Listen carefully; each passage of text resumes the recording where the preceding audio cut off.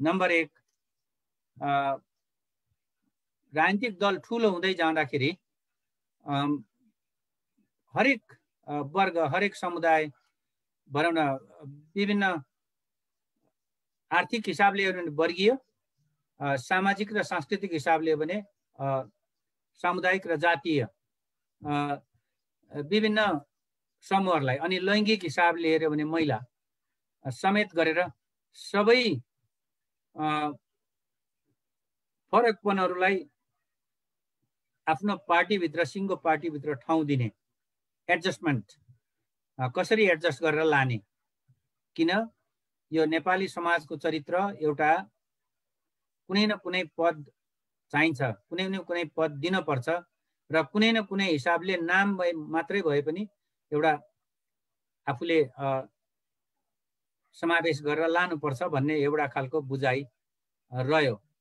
त्यसो हुँदा पार्टीभित्र ठाउँ पुर्याउने र पद पुर्याउने र केही पद दिने भन्ने एउटा हिसाब हुन सक्छ, त्यसरी पनि गठन भयो। र दोस्रो कुरा भनेको सहवर्णन गर्ने विभिन्न समुदायको सामाजिक राजनैतिक ऐतिहासिक सन्दर्भ उनीहरूको जति पनि चाहनाहरू छ भूमिसँगको सम्बन्ध छ आदिवासीहरूको अथवा लैङ्गिक हिसाबमा महिलाहरूको पनि आफ्ना समस्याहरू छन् दलितहरूको आफ्नो समस्या छ यो कुराहरूलाई हाम्रो पार्टीले मात्रै त्यो मुक्तिकामी भूमिका खेल्न सक्छ र हाम्रो पार्टीले मात्रै एकदम सारभूत रूपमा र समाधान गर्ने हिसाबले जिम्मेवारी लिन सक्छ भन्ने हिसाबमा पनि सहवर्णन गर्ने अंग्रेजीमा कोअप्टेसन गर्ने भन्छ त्यो एउटा हुन सक्छ, त्यसरी पनि गरेको हुन सक्छ। अर्को कुरो मैले अघि भने हाम्रो यो देशको यो नेपाल राज्य बन्दाका अवस्थादेखि नेपालमा पहिचानको राजनीति हाबी छ मात्रै होइन, खास गरेर पहिचानकै केन्द्रमा जस्तो नेपाललाई असली हिन्दुस्तान बनाउने अनि यो देश भनेको एउटा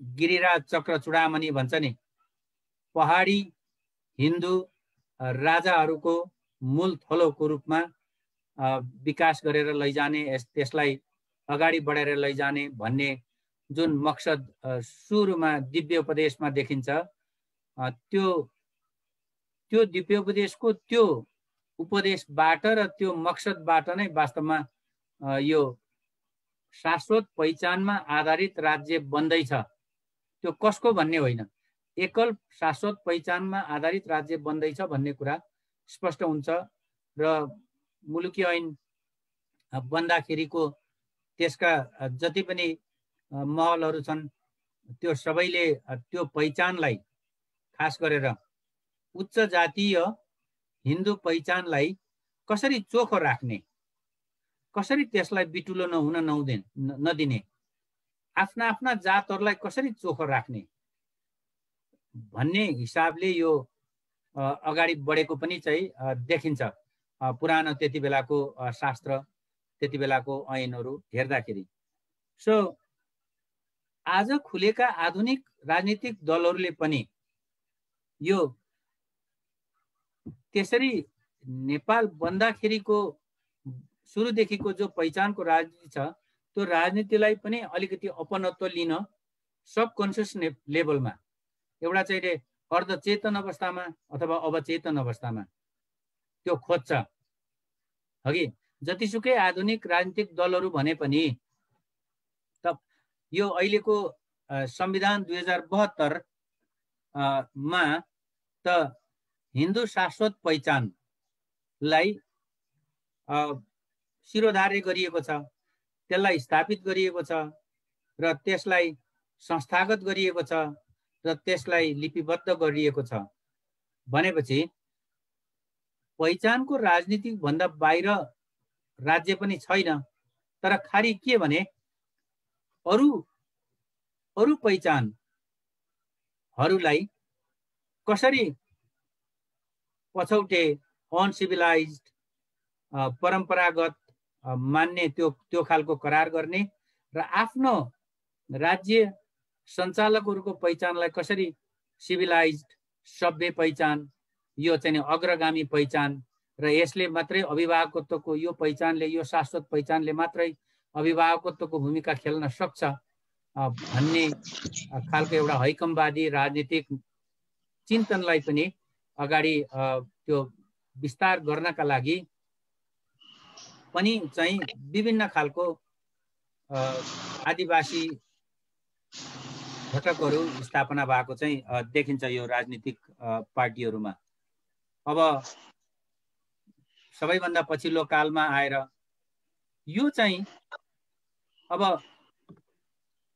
अर्को दृष्टिकोण चाहिँ के भने हरेक भाषिक समूह, हरेक फरक समुदायको पनि केही घटक अथवा आदिवासी जनजाति घटक हरेक पार्टीहरूले निर्माण गर्नुको मकसद अर्को चाहिँ उपयोगितावादी, युटिलिटेरियन भन्छ यसलाई चाहिँ इन्स्ट्रुमेन्टलिस्ट भन्नुपर्छ अङ्ग्रेजीमा। त्यो आफ्नो पार्टीभित्र त्यो घटक निर्माण गरियो भने निर्वाचनका सन्दर्भमा र आफ्नो पार्टीको हैसियतलाई विस्तार गर्नका लागि र आफूले अगाडि बढाएको आन्दोलनलाई सफल बनाउनका लागि पनि एउटा पार्टी सदस्यताका हिसाबले एउटा चाहिँ आफ्नो जनताहरूमा कति विस्तार भइएको छ भन्ने हिसाबले पनि मद्दत गर्ने चाहिँ रहेछ। त्यसैले उपयोगितावादी दृष्टिकोण पहिचानको राजनीतिलाई अरूको पहिचानको त्यो जुन चाहना छ त्यो चाहनालाई पनि आफ्नो राजनीतिक उद्देश्यका निमित्त उपयोगितावादी दृष्टिकोणले पनि उपयोग गरेको अथवा दुरुपयोग गरेको देखिन्छ। सो यो हेर्दाखेरि आदिवासी जनजातिहरू चाहिँ तपाईले यो कुरा चाहिँ विभिन्न राजनीतिक बनाऊ, नेपाली कांग्रेस बनाऊ अथवा नेकपा पूर्व माओवादी बनाऊ अथवा नेकपा एमाले बनाऊ अथवा अरू विभिन्न पार्टीहरू छ, पहिचानकै सन्दर्भले खुलेका पार्टीहरू पनि छन् अहिले। त्यो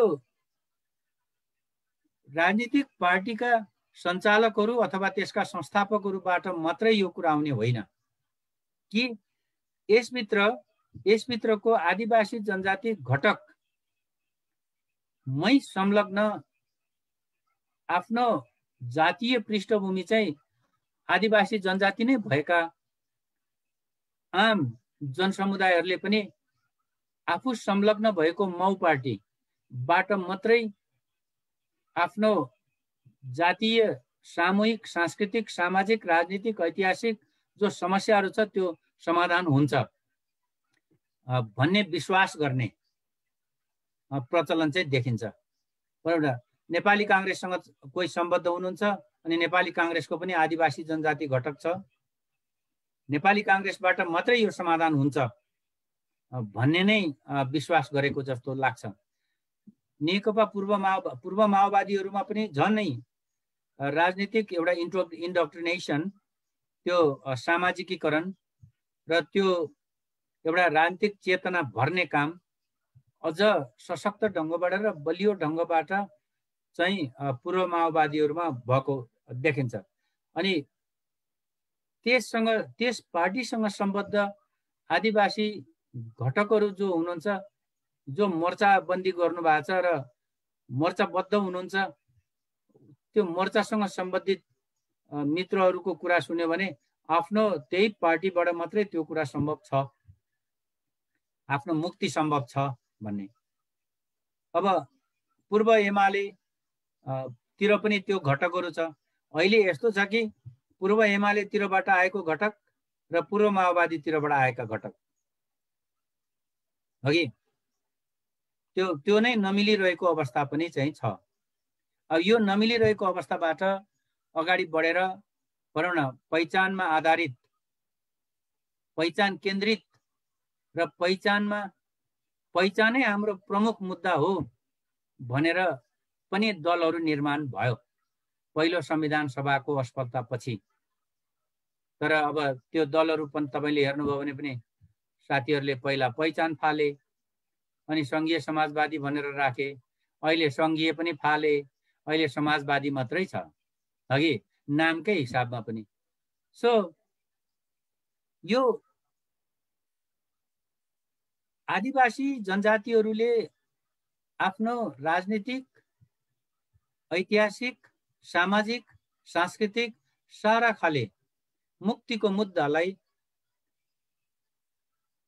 कसरी चाहिँ सशक्त रूपमा उठाउन सक्छ र त्यसलाई सफल पार्न सक्छ भन्ने कुरामा वैचारिक भनौँ न वैचारिक अन्यल, वैचारिक किसिमको अलिकति कन्फ्युजनमा रहने कुराहरू चाहिँ अहिले पनि उत्तिकै देखिन्छ। किन तपाईँ त्यो सङ्गठनहरू, त्यो व्यक्तिहरू कहिले कता समाहित भएर जाने, कहिले कता आफ्नो त्यो सङ्गठनलाई छोड्ने, अर्कोतिर जाने, अनि सङ्गठनै जिम्मा अर्कोतिर लाउने कुराहरू चाहिँ देखिन्छ। सो यसको वैचारिक दृष्टिकोणले, प्राज्ञिक दृष्टिकोणले, व्यवहारिक दृष्टिकोणले, राजनीतिक दृष्टिकोणले किन यस्तो भइराखेको छ भन्ने छलफलहरू चाहिँ मैले मेरो लेखमा मैले आफूले लेख्ने चाहिँ च्याप्टरमा उठान गर्छु होला जस्तो लाग्छ। यसरी उठान गर्दाखेरि जस्तो भनौँ न नेपाल कम्युनिस्ट पार्टीहरूले खास गरेर पूर्व माओवादीहरूले माओवादी जनयुद्धका सवालमा किन आदिवासी मोर्चाहरू निर्माण गर्नु पर्यो, त्यसैमा आधारित जनसरकारहरू निर्माण गर्नु पर्यो। उहाँहरूको एउटा सैद्धान्तिक, उहाँहरूले किताब पढेर आउँदाखेरि हिजो कार्ल मार्क्स पढ्नु पर्यो, लेनिन पढ्नु पर्यो, माओ पढ्नु पर्यो, स्टालिन पढ्नु पर्यो। कार्ल मार्क्सले नेशनल क्वेसन, ज्यूजहरूको क्वेसनमा धेरै कुरा लेख्नु भएको छ। कार्ल मार्क्सको एउटा स्टेटमेन्ट के हो भने वर्गीय समस्यालाई समाधान गर्न अगाडि, समाजको वर्गीय खाडल असमानता र वर्गीय समस्यालाई समाधान गर्न अगाडि नै जातीय नेसनालिटीको क्वेसनलाई, राष्ट्रियता र जातीयताको प्रश्नलाई हल गर्नुपर्ने हुन्छ। त्यो हल गरेर अगाडि बढ्यो भने मात्रै वर्गीय मुद्दाहरूलाई हल गर्न चाहिँ सहज हुन्छ भनेर कार्ल मार्क्सले भन्नुभएको भएर र लेख्नु भएको भएर पनि मार्क्स पढेर मार्क्सवादी मुभमेन्टमा लागेको मार्क्सवादी कम्युनिस्ट पार्टी खोलेकाहरूले यो आदिवासी जनजाति भनेर वास्तवमा नेसनालिटिज भन्छ मार्क्सिस्टहरूले, पिपुल्स भन्छ युएनले, हामी यहाँनिर आदिवासी जनजाति भन्छौँ नेपालीमा। नेसनालिटिज भनेर युएनले त्यसरी परिभाषित गर्दैन। नेसनालिटिज भन्ने कम्युनिस्टहरूको पहिलाको शब्द, त्यो तानिएर आयो अघि। इन्डिजिनस पिपुल्स भनेर चाहिँ इन्डिजिनस पिपुल्स आफैले भन्छ, अनि युएनले पनि इन्डिजिनस पिपुल्सकै वास्तवमा त्यो उहाँहरूकै शब्दलाई अगाडि ल्याएर मानिदिएर इन्डिजिनस पिपुल्स भनेर भन्छ। तर युएन स्थापना हुनुभन्दा निकै अगाडिदेखि, निकै अगाडि नै 1850s तिरै यो नेसनालिटीको क्वेसन चाहिँ आएको कार्ल मार्क्सबाट, अनि त्यो सन्दर्भ पनि आएको। त्यसो हुँदा नेकपा माओवादी, पूर्व नेकपा माओवादीले आदिवासीहरूको नेसनालिटिजहरूको समस्यालाई हल गर्नका लागि सङ्गठनहरू निर्माण गर्यो। उहाँहरूले त्यो पढ्नु भएको सिद्धान्तमा पनि त्यही थियो, पुस्तकमा पनि त्यही थियो, गठन गर्दाखेरि। तर त्यो समस्या हल नगरे पनि एउटा खालको उपयोगितावादी जो लक्ष्य छ त्यसलाई पुरा गर्न चाहिँ मद्दत गर्यो। किन आदिवासीहरू पनि त्यसभित्र प्रशस्त सङ्गठित भए, लडाइँ लडे र माओवादी जनयुद्धलाई सफल पार्ने एउटा चाहिँ अर्थपूर्ण टुङ्गोमा पुर्याउने कुरामा चाहिँ मद्दत भयो। सो पूर्व एमाले भित्र पनि यो गठन भएको छ भने केही हदसम्म एउटा मार्क्सवादी शिक्षा पढेर आएको हुनाले नै यो कुरा आयो होला भन्टान्छु।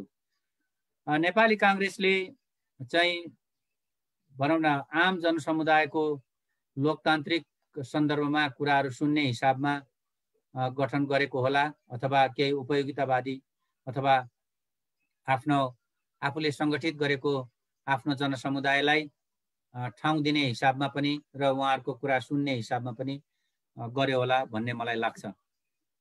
तपाईको कार्ल मार्क्सको त्यो सन्दर्भलाई कार्यान्वयन गर्ने भनेको लेनिन र स्टालिन नै हो। लेनिनले राइट टु सेल्फ डिटर्मिनेसन, जो आत्मनिर्णयको अधिकार अथवा समाजको सामूहिक आत्मनिर्माणको अधिकार चाहिँ कुनै पनि जनताहरूलाई, आम जनसमुदायहरूलाई र आदिवासीहरूलाई हुनेछ भन्ने एउटा सुरुमा त्यो समझदारी र त्यो अभिलेखन भएको हुनाले पनि सोभियत युनियनबाट धेरै देशहरू पहिला सङ्गठित भएर बसे, एउटा सङ्घ निर्माण गरे, पछिबाट कतिपय आन्दोलन गरेर, कतिपय सङ्घर्ष, ठुला सङ्घर्षका बावजुद कतिपय त्यतिकै पनि छुट्टिएर गयो, सोभियत सङ्घको विघटन भयो अघि। त त्यो हुनुभित्र पहिलाको जुन एउटा राजनीतिक समझदारी र सैद्धान्तिक बुझाइ लेनिनले र स्टालिनले कार्यान्वयन गर्नुभएको मार्क्सको परिभाषा र मार्क्सको अवधारणा नेसनालिटिज प्रतिको, नेसनालिटिजहरूसँग चाहिँ एउटा आत्मनिर्णयको अधिकार चाहिँ हुन्छ भन्ने भनाइले गर्दाखेरि र नेसनालिटिजहरूको समस्यालाई समाधान गरिसकेपछि मात्रै वर्गीय समस्यालाई चाहिँ समाधान गर्न सकिन्छ भन्ने कुराले गर्दाखेरि। सो मेरो च्याप्टरभित्र यो एउटा सैद्धान्तिक र अभ्यासगत विश्लेषण यो पृष्ठभूमिमा नेपालमा आदिवासी जनजातिहरूको आन्दोलनलाई विभिन्न राजनीतिक पार्टीहरूले कसरी अपनत्व लिन र आफ्नो भित्र पनि चाहिँ मोर्चा गठन गर्न खोज्छन् र गरिराखेका छन् भन्ने सन्दर्भमा यो एउटा हुन्छ। आदिवासी आफैहरू नेपाली काङ्ग्रेसभित्र समाहित भएका छन्, पूर्व एमाले भित्र समाहित भएका छन्, माओवादी भित्र समाहित भएका छन्, अरू कतिपय छ। अहिले आफ्नै पार्टीहरू पनि जस्तो भनौँ न जनजाति सम्बद्ध पार्टीहरू खुलेका छन्, खोल्नु भएको हो। यो सारा प्रक्रियाभित्र आदरणीय स्वर्गीय गोरेबहादुर खपाङ्गी दाईको नाम हामीले बिर्सन हुन्न।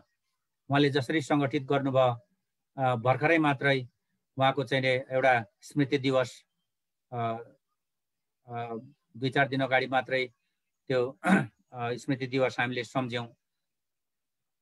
उहाँको भित्र पनि एउटा सैद्धान्तिक चेतना, एउटा कुशल साङ्गठनिक क्षमता, एउटा सङ्गठकको क्षमता, यो यावत कुराहरूले सङ्गठन गर्न, निर्माण गर्न र त्यो विभिन्न ढङ्गले विभिन्न ऐतिहासिक कालखण्डहरूमा त्यो टुटफुट हुँदै गयो, के हुँदै गयो, उहाँकै पार्टीका मान्छेहरू छोडेर अर्कोतिर गए अथवा अर्कोतिरबाट छोडेर आफ्नो पार्टीमा आयो। यो कमजोरीहरू किन छ त भन्ने विश्लेषण चाहिँ, भन्ने कुराको व्याख्या चाहिँ मैले ग्राम्सी, एन्टोनियो ग्राम्सी, उहाँलाई मार्क्सिस्ट पनि भन्छ, नियो मार्क्सिस्ट पनि भन्छ, तपाईँ देख्नुहुन्छ यो हैकमवाद, हेजेमनी भन्छ। हामीमा एउटा विश्वास, एउटा दलसँग सम्बद्ध भएपछि त्यो दलले हाम्रो मानसिकता, हाम्रो चिन्तन, हाम्रो विचारमा एउटा हैकम जमाउँछ। त्यो हैकम भनेको के हो भने म जुन दलसँग सम्बद्ध छु त्यो दल बाहेक अरूमा मलाई विश्वास हुँदैन। म त्यो मैले बुझेको सत्यतालाई त्यो प्राकृतिक मेरो रग रगमा रग रग भनेको हाम्रो रौँ उम्रिने पालहरू त्यो भित्र गाडिएको सत्यको रूपमा हामीले प्राकृतिक रूपमा कुरा नै यही हो भनेर सत्यका रूपमा हामीले बुझ्छौँ। त्यो हैकमवादको शिकार हुनका बावजुद पनि हामीमा त्यसरी एउटा त्यस्तो खालको विश्वास निर्माण भएर जान्छ। सो त्यसैले पनि त्यो खालको एउटा हैकमवादी सोच र विचारले हाम्रो वैचारिकता जकडिएपछि हामी जहाँ संलग्न हुन्छौँ त्यही मात्रै संलग्न भएर बस्छौँ। समाधान गरे यसैले गर्छ, अरूले गर्दैन। अर्को कुरो, हामी व्यक्तिहरू जोसुकै पनि, चाहे आदिवासी होस्, चाहे गैर आदिवासी होस्, चाहे भनौँ न राजनीतिक जुनसुकै राजनीतिक पार्टीमा संलग्न हुनुहुनेहरू होस्, उहाँहरू सबैमा एउटा के हुन्छ भने हामी कुनै पनि संगठनमा संलग्न हुनु भनेको र त्यो संगठनमा हामीले व्यक्तिगत श्रमलाई, हाम्रो विचारलाई, हाम्रो समयलाई लगानी गर्नु भनेको र हामी त्यस दलसँग, त्यस संगठनसँग हाम्रो सामाजिक राजनीतिक सम्बन्धहरूलाई सुदृढ बनाउँदै लानु हो। यसलाई मानवशास्त्रमा सामाजिक पुँजी भन्ने चलन छ। हामी एउटा संगठनमा संगठित भइसकेपछि, हामी एउटा पार्टीमा संगठित भएपछि, त्यसको सदस्यता ग्रहण गरिसकेपछि, त्यो लामो समय त्यसमा काम गरिसकेपछि सामाजिक पुँजी हाम्रो निर्माण हुन्छ। साथी सङ्गी हुन्छन् त्यहाँ, तपाईलाई दुःख सुखमा हेर्ने, दुःख सुखमा सहानुभूति दिने, तपाईले भोगेको दुःखलाई दुःख भनेर अनुभूत गर्ने सकभर संस्था पनि निर्माण हुन्छ, नभए पनि व्यक्तिहरू निर्माण हुन्छन्। त्यो तपाईको ठुलो सामाजिक पुँजी हो। त्यो पुँजी गुमाउन चाहनुहुन्न, हामी गुमाउन चाहदैनौँ। त्यो कुराले पनि यसमा अब लागिहालियो भनेर मान्छेहरू, त्यो चाहे आदिवासी होस् चाहे गैर आदिवासी होस्, व्यक्तिहरू त्यसमा संलग्न चाहिँ भइरहन्छ। यो यावत खाले समस्याहरूले गर्दाखेरि यस्तो आन्दोलनले चाहिँ एउटा आफूले स्थापना गरेको उद्देश्य, आफूले सोचेको उद्देश्यहरू, संस्थागत गरेको उद्देश्यहरू परिपूर्ति गर्न र सामूहिक रूपमा आदिवासीहरूको मुक्तिका कुराहरू चाहिँ प्राप्त गर्न एकदम ढिलो ढिलो त्यो पर धकेलिँदै जाने आन्दोलन अग्रगामी हुन्छ कि भन्दा पनि अलिकति पश्चगामी जस्तो, अनि त्यहीँनिर शिथिल भए जस्तो, अनि कहिलेकाहीँ के नमिले जस्तो भनेर अब एक ढङ्गले आजकल उखानको प्रयोग नगर्नु भन्छ। आजकल हामी क्रमशः असाहित्यिक, कम साहित्यिक हुँदैछौँ। उखानको अर्थ के थियो भन्ने कुराहरू पनि त्यति उपयोग हुन छोड्यो आजकल। तर आदिवासीहरूकै आन्दोलनको सन्दर्भमा हेऱ्यो भने आदिवासी ताक्छन् मुडो, अब उनीहरूको आन्दोलनले ताक्छ उनीहरूकै घुँडो भने जस्तो आफ्नै सामूहिक आन्दोलनहरू क्रमशः अलिकति पछि परेको जस्तो, उद्देश्यविहीन जस्तो, बाटो बिराए जस्तो हरेक ढङ्गले भनौँ न यो शिथिल हुँदै गएको चाहिँ देखिन्छ। मैले अहिले यति नै भन्न चाहेँ। अलिकति लामो समय पनि लिएँ जस्तो लाग्छ। यहाँहरूले सुनिदिनु भयो, धेरै धेरै धन्यवाद। हामी छलफलमा अगाडि बढ्न चाहिँ सक्छौँ।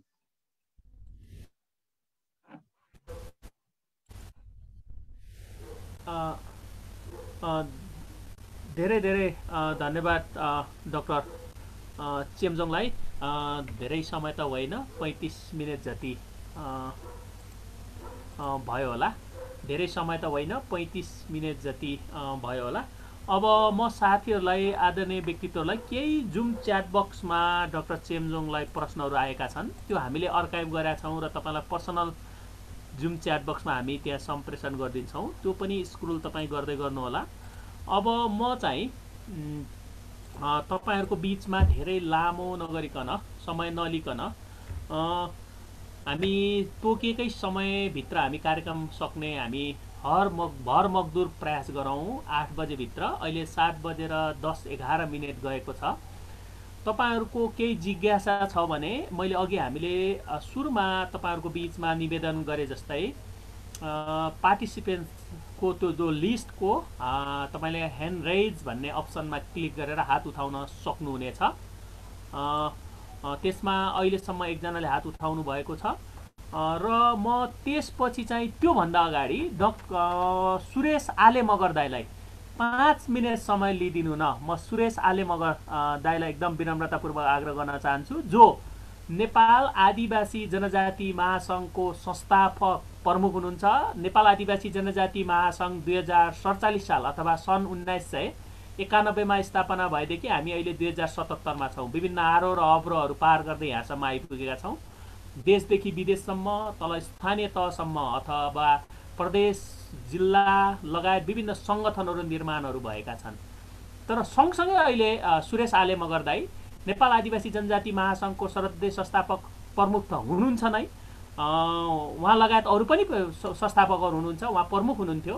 सँगसँगै अहिले नेपाल कम्युनिस्ट पार्टी जो सत्तारूढ दल छ अथवा अहिले प्रमुख भनिएको दलको आदिवासी जनजातीय महासङ्घ नेपाल भन्ने छ, त्यसको पनि उहाँ प्रमुख हुनुहुन्छ, प्रमुख नै हुनुहुन्छ। त्यसैले यो किन यो आदिवासी जनजातीय सङ्गठनहरू, राजनीतिक दलभित्रका मोर्चा घटकहरूको यसको भूमिका के हो अथवा अहिले कसरी काम भइरहेछ भन्ने कुरामा लामो समय दिन अहिले सकेनौँ। हामी फेरि पनि यस्ता छलफलहरू गर्दैछौँ, हामी अरू श्रृङ्खलाबद्ध रूपमा गरौँला। मैले आदरणीय सुरेश आले मगर आदिवासी जनजाति आन्दोलनका एक नेता, संस्थापक, नेपाल आदिवासी जनजाति महासङ्घका सदस्य सुरेश आले मगर र अहिलेका सल्लाहकार, महासङ्घका सल्लाहकारलाई प्लिज डाक्टर चेम्जोङले राख्नुभएको विचारसँग मात्रै सम्बन्धित भएर र विषयसँग सम्बन्धित भएर बढीमा 7 मिनट विनम्रतापूर्वक आग्रह गर्ने दाईलाई प्लिज, सुरेश आले मगर दाई प्लिज। दाई मैले नमस्कार गरेँ सुरेश दाई, हामी धन्य छौँ। धन्यवाद गोविन्द भाइ। सबैलाई जरले जेडो सिमी नेपाल अभिवादन। आज सबभन्दा पहिला त जनजाति महासङ्घलाई, नेपाल आदिवासी जनजाति महासङ्घ हार्दिक धन्यवाद दिन चाहन्छु। यो एउटा महत्त्वपूर्ण समसामयिक र अहिलेसम्म चाहिँ यो विषयमाथि छलफल नभएको विषयबारे एउटा गोष्ठी राख्नुभयो। त्यसमा चाहिँ विद्वान डाक्टर डम्बर चेम्जोङजीको प्रस्तुति पनि यसको लागि यो चाहिँ सराहनीय कार्यक्रम भन्ने लाग्यो। छोटोमा यो बारेमा यो राखेँ। अब जहाँसम्म डम्बर चेम्जोङजीको चाहिँ प्रस्तुतिको कुरा छ त्यो पनि चाहिँ सराहनीय नै छ। यद्यपि मैले बिचमा त्यस्तै कामहरू परेर पुरै सुनेको होइन। तपाईँ उहाँसँग स्पिरिट, भावना, कतिपय विचारहरू धेरै मिलेको हुनाले त्यति साह्रो फरक छैन होला भन्ने चाहिँ लागेको छ। खालि फरक भनेको म चाहिँ एउटा पार्टीमा पनि सक्रिय छु, यतातिर पनि छुट्ने भन्नु पऱ्यो। उहाँ चाहिँ पार्टीमा हुनुहुन्न, सक्रिय सायद, भावना त सम्बन्ध त्यस्तो छ कि छैन थाहा छैन फेरि, भन्ने मात्रै हो मेरो। र जहाँसम्म आजको विषय छ नि, यो मुद्दा सवालको बारेमा त भन्न नै परेन, समय पनि कम छ, दोहोऱ्याउने जरुरी छैन। मुद्दा के हो, सवाल के हो, हामी के गर्नुपर्छ भनेर मात्रै यसमा के जोड्न चाहन्छु भने मुद्दा सवाल यो सम्बोधन भएको छैन। आदिवासी जनजातिहरूको गन्तव्य भेटिएको छैन, लक्ष्य पुरा भएको छैन। हामीले उत्पीडित जातिहरूको पहिचान सहितको सङ्घीयता, फगत पहिचान मात्रै होइन, पहिचान त थुप्रै हुन्छन् होइन, जातीय पहिचान, भाषिक पहिचान, सांस्कृतिक पहिचान, भौगोलिक पहिचान, धार्मिक पहिचान आदि इत्यादि पहिचान। तर हामीले खोजेको चाहिँ जातीय पहिचान, उत्पीडित जातिहरूको जातीय पहिचान हो। त्यसको आधारमा सङ्घीयता, जातीय सङ्घीयता भन्नुहोस् त्यसलाई अथवा जे भनौँ त्यसलाई, त्यो चाहिँ प्राप्त भएको छैन। त्यसैले यो आन्दोलन जारी, यो आन्दोलन आवश्यक छ, यो आन्दोलन जारी छ। यद्यपि यो डिफेन्सिभ बनेको होला, शिथिल बनेको होला, निस्तेज बनेको होला, त्यति सशक्त बनेको छैन होला एउटा पाटो, तर यो आन्दोलन जारी छ। किनकि मैले फेरि दोहोऱ्याउन चाहेँ, जोड दिएर भन्न चाहेँ, लक्ष्य भेटिएको छैन, गन्तव्यमा पुगिएको छैन। अब जहाँसम्म चाहिँ अर्को यो आजको विषयको अर्को चाहिँ पाटो छ, राजनीतिक पार्टीहरूको भ्रातृ सङ्गठन भनौँ, जनमुखी सङ्गठन भनौँ अथवा जे भनौँ त्यसलाई, त्यसको निर्माणको कुरा छ, औचित्यको कुरा छ, आवश्यकताको कुरा छ। यो बारेमा छोटोमा चाहिँ म के भन्छु भन्दाखेरि यो पनि आवश्यक थियो, आवश्यक छ। र म त अझै के भन्दाखेरि राजनीतिक दलहरूले जुन एउटा आदिवासी जनजातिहरूको भ्रातृ सङ्गठन निर्माण गरेका छन्, त्यो आदिवासी जनजातिहरूको एउटा उपलब्धि हो। आदिवासी जनजातिहरूको मुख्य उद्देश्य त अघि मैले भने भेटिएको छैन, तर थुप्रै उपलब्धिहरू चाहिँ निश्चित रूपमा भएका छन्। जस्तो अब जनजाति प्रतिष्ठानको निर्माण, त्यसै गरी चाहिँ समावेशी समानुपातिक जे भए पनि त्यसको चाहिँ उपलब्धिको कुरा, आरक्षण कोटा जे भनौँ त्यसलाई, त्यसको कुरा जो छन्, यी सबै कतिपय संविधानमा ऐन कानुनमा लेखिने कुरा सम्बन्ध हुने कुरा जो छन्, यी सबै उपलब्धि हुन्। र यिनी उपलब्धिका साथसाथै म चाहिँ के भन्छु भने राजनीतिक पार्टीहरूले भ्रातृ सङ्गठन खोल्नु पनि एउटा आदिवासी जनजाति आन्दोलनको उपलब्धि हो। मेरो विचारमा त्यस्तो लाग्छ। यद्यपि म फेरि के भन्छु त भन्दाखेरि सबै आदिवासी जनजातिहरू राजनीतिक पार्टीमा लागेका पनि छैनन्, लाग्नै पर्छ भन्ने जरुरी पनि छैन। म सबैलाई लाग्नुपर्छ भनेर भन्दिनँ पनि। राजनीतिक पार्टीमा लाग्न पनि सक्नुहुन्छ, नलाग्न पनि सक्नुहुन्छ, स्वतन्त्र रहन सक्नुहुन्छ, राजनीतिक संलग्नता हुनु पनि सक्छ, नहुनु पनि सक्छ। भएमा पनि राम्रो, नभएमा नराम्रो बेठिक त्यो भन्ने पक्षमा म छैन।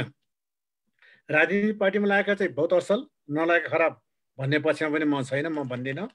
राजनीतिक पार्टीमा लागेका एकदम के अरे बेठिक, त्यो वाहियात कुरा, स्वतन्त्र भएको ठिक भन्ने पक्षमा पनि म बिल्कुल छैन। किन म आफै त एउटा राजनीतिक पार्टीमा लागेको थिएँ, अहिले पनि म लागिरहेको छु। र त्यसैले यो जुन राजनीतिक पार्टीहरूले भ्रातृ सङ्गठन खोल्ने जुन कुरा छ, यो चाहिँ औचित्यपूर्ण छ। म किन भन्छु भन्दाखेरि एउटा त राजनीतिक चेतनाको कुरा हुन्छ। राजनीतिक चेतनाहरूमा राजनीतिक चेतना उच्च चेतना हो। यो लरो तरो मान्छेको राजनीतिक चेतना हुन सक्दैन। वर्गीय चेतना त झन् उच्च भइहाल्यो, त्यो सबै जरुरी पनि नहोला। हामी त त्यो जरुरी छ भन्छौँ, तर कति पनि नहोला। राजनीतिक चेतना चाहिँ हुनुपर्छ। राजनीतिक चेतना उच्च चेतना भएको हुनाले त्यो चेतना हुनु भन्ने कुरा चाहिँ राम्रो कुरा हो भन्ने धारणा राख्दछु म। किनकि आखिरमा हाम्रो जुन मुद्दा छ, यो सम्बोधन गर्ने भनेको त राज्यले हो, सरकारले हो, राजनीतिले हो। मुद्दा हाम्रो राजनीतिक हुने, गैर राजनीतिक कुरा गरेर त अर्थ भएन। फेरि मुद्दा चाहिँ हाम्रो राजनीतिसँग सरोकार हुने, राज्यले सम्बोधन गर्नुपर्ने, अनि हामी सामाजिक मात्रै कुरा गरेर के अरे गैर राजनीतिक कुरा गरेर जातीय कुरा मात्रै गरेर त कसरी हामीले पाउन सक्छौँ त? हो, त्यसैले पनि चाहिँ यो राजनीतिक पार्टीहरूको आदिवासी जनजाति सङ्गठन खोल्नु भन्ने कुरालाई मैले एउटा चाहिँ उपलब्धि रूपमा चाहिँ लिन्छु। र एउटा यो चेतनाको कुरा पनि आउँछ त्यहाँनिर। अर्को पनि के छ भने मैले अस्ति नै पनि एउटा कार्यक्रम भनेको थिएँ, म फेरि पनि त्यो कुरा दोहोऱ्याएर भन्न चाहन्छु। त्यो के भन्दाखेरि जस्तो नेपाली कङ्ग्रेसमा लागेको चाहिँ नेताहरूलाई, कतिपय आदिवासी जनजाति नेताहरूलाई पनि, कतिपय बाहुन क्षेत्रीय समुदायका नेताहरूलाई यो जनजातिको मुद्दाको बारेमा कन्भिन्स गर्नु पर्यो भने कसले गर्ने त? अब नेकपाको आदिवासी जनजातिले त हुँदैन। जनता समाजवादी पार्टीको चाहिँ नेताले अथवा आदिवासी जनजातिहरूले अथवा चाहिँ के गरे राष्ट्रिय जनमुक्ति पार्टीका नेताहरूले अथवा जनजातिहरूले त स्वतन्त्र बसेका जनजाति भनेर त उनीहरू त कन्भिन्स हुँदैनन्। त्यही पार्टीको चाहियो नि त। नेकपाका नेताहरूलाई पनि कन्भिन्स गर्नको लागि त्यही पार्टीका आदिवासीका जनजातिहरूले भन्दा जति चाहिँ कन्भिन्स हुन्छन् कि हुन्नन्, त्यो एउटा पाटो भयो।